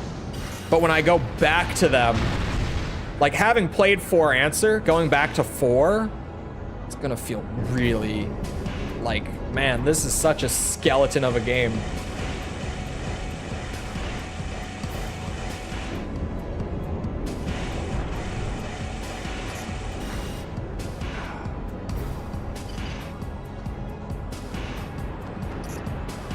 I'm like, how much time do we have? Oh, we got time. I could quickly, purely off of gut reaction, just whip up an Armored Core tier list and watch the world burn afterwards. I mean, judging from the review series, I don't seem to have many hot takes about Armored Core. At least in terms of just like where I stand overall on the games, I don't seem to have many hot takes. Other than like, I thought Armored Core 5 was enjoyable, even though it definitely has big problems, like big problems.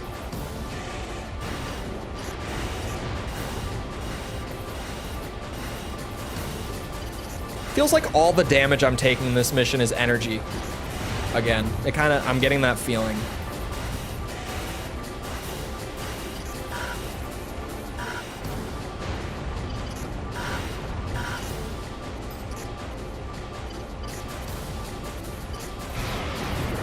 Pure energy defense might be the way for this one, because there are shell-based enemies in this mission, but like they're not really hitting me as much as everything else is. The energy weapons are the problem here.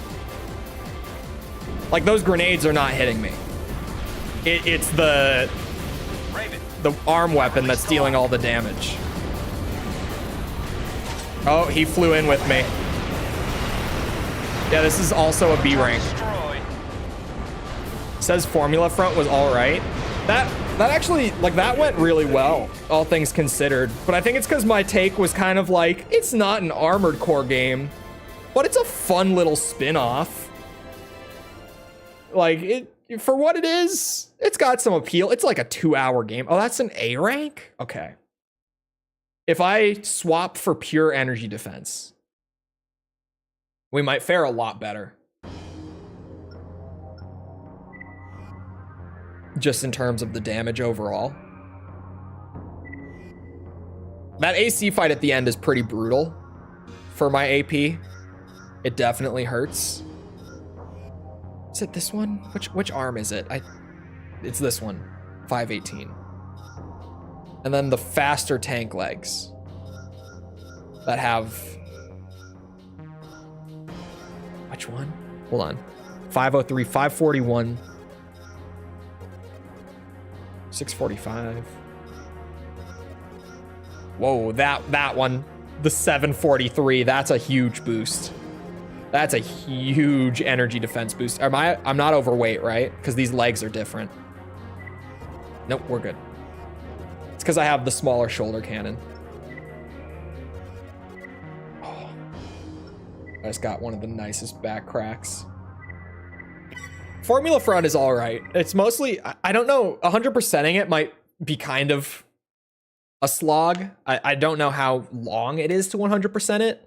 Like, I know that after you finish the core game, like once you climb the actual main arena ladder, it does just kind of like add in a bunch of opponents to fight. Raven? Purely for fun. Supply vehicle can recharge your AC twice. I have the hiccups so bad. Sorry. I don't know how many new opponents it adds in, so I don't know if 100% will get boring. But like when you play it for 4 hours and you just kind of mess with the AI stuff and you have a good time with it, like 4 hours is a great length for it to just kind of like pick it up, climb the ranks, be done. Like it doesn't fit the same role that a mainline entry does, but it's a really fun little spin-off. I liked it. You can, the original release of the game didn't have manual piloting, which is why I never touched it.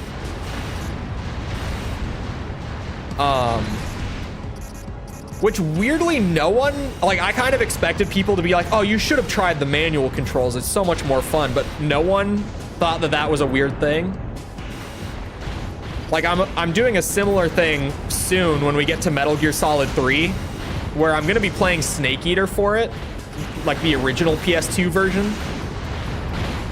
which didn't have the freely rotating camera. It had like the preset cameras, the fixed cameras that the other Metal Gear Solid games before had. And so far, the reaction to that has been, why? But I'm doing it. Yet he insists on the OG MGS3. I didn't play the OG Formula Front because there's no English translation for it. And because the one feature that it added in is completely avoidable and I never touched it. I might as well have played the original. It would have made no difference gameplay-wise if I had played the original. I just avoided the optional feature that got added in. But I feel like MGS3 with the camera, more people are going to be like, but why? Have modern camera controls? Yeah, that's why I'm avoiding it. Is because of the modernized camera. And some people have been like, why? Why do you do this? And I'm like, because if they released the game with a poor camera, which everyone is like, but the old camera sucks. I'm like, that's even better. That's why. Like, if that's what they put out, that's what I want to review. I could review like the newest HD version, but I'm way more interested in going back and seeing the OG. Like how I played MSX Metal Gear 2 instead of playing like the HD version. And some people were like, why'd you do that? For the retcons. Which I didn't even know for sure that there were retcons. Metal Gear 2, by the way, so far has the most retcons out of any of the games. Because Metal Gear Solid came along and just changed a ton about that story retroactively. But like, I'm glad that I played the MSX version now instead of the later versions that got like rewritten a little bit so that it would fit more neatly. Because, you know, the big one that I keep bringing up is like when Snake in Metal Gear Solid was like, yeah, Big Boss told me that he was my father in Zanzibar. I was just like, no, he didn't. What? What?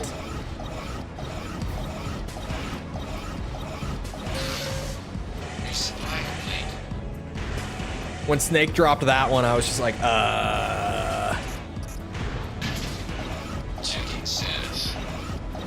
And that is probably the single largest retcon in Metal Gear.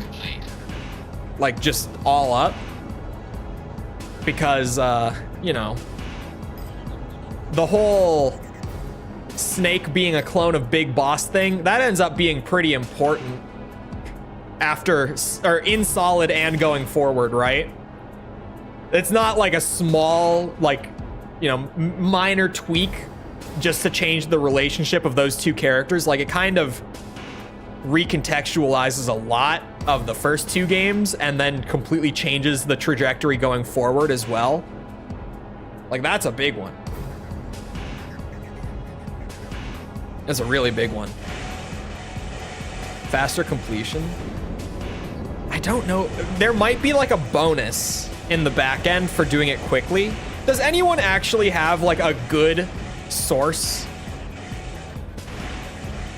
on how the ranking system works? Because the only thing that I know for 100% is that if I just keep my repair costs down low enough on a mission, like, I just get the S rank. It doesn't matter how long it takes. It doesn't matter how much shit I blow up. It doesn't matter how well I do the objective. It's just, if I don't spend as much on expenses, I get the rank. Like, that's the one thing that I know for certain. And I know that a lot of people think there's a lot of various factors going on, but at least from what I've seen, it seems like it's only based on expenses. Unless there's like bonuses and they're not necessary, but they are there, that would make sense, considering what I've seen up to this point. But yeah, you definitely don't need to like go quickly, or, you know, in like the mission that's all about shooting the targets, you don't even need to shoot the targets. Just as long as you don't spend like expensive ammo or have to get a lot of repairs afterwards, like, you get the S rank. Do you know there's an older version of The Secret Life of Walter Mitty? No. Actually, maybe? I don't know. I've only ever seen one version of it. There's also the chance that there's a new version that I don't know of, but it's probably just that I don't know of the older one.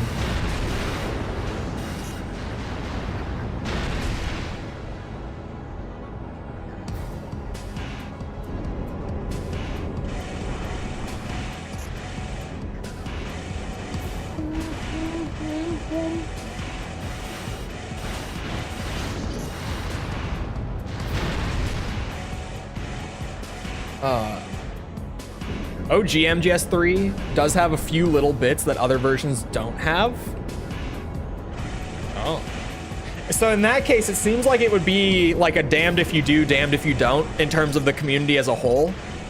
Because there's going to be people that are like, oh, but the camera and the, the Ape Escape minigame. But then there would also be people who are like, oh, but you missed this little thing that only the original version has. I read the comment the other day on stream, right? The guy who commented, and he was like, I disliked this video because you didn't play the original Solid on PS1. And it wasn't even the Metal Gear Solid video that he commented that on. He was like, because you didn't play the original Metal Gear Solid, I'm disliking this video.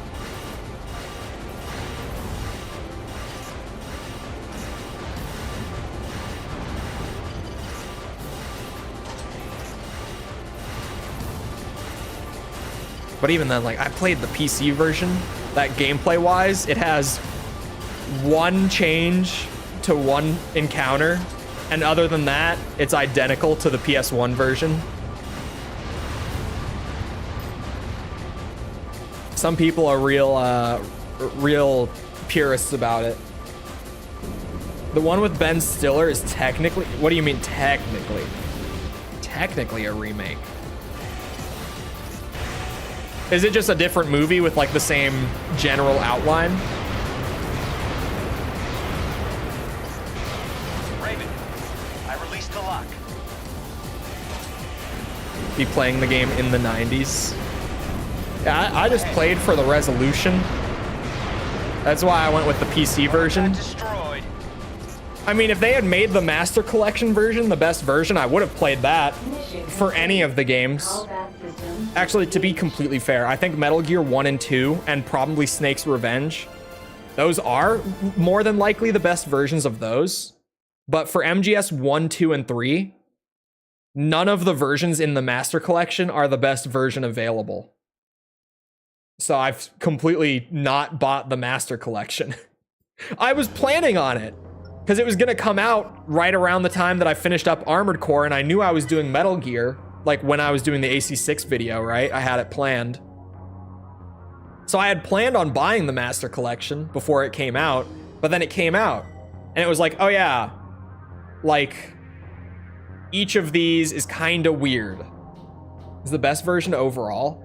I know that with MGS3, and it's like getting into purist territory, right? But I only get purist about it because, what's it called? Because it's an official re-release, and especially when you call it the Master Collection, and you imply like, these are all the games in the best version possible. I'm going to get nitpicky about it, even though I haven't even played the goddamn game yet. But I know that a lot of visual effects that were in the PS2 version are missing in the HD versions of MGS 2 and 3. And they used the HD versions from Bluepoint for the Master Collection. They just plopped those in. They didn't even, my favorite thing about it, with them just plopping in the HD Bluepoint versions, is they didn't even update like the title screens of MGS 2 and 3. So if you boot them up, it's not copywritten at the bottom for 2023.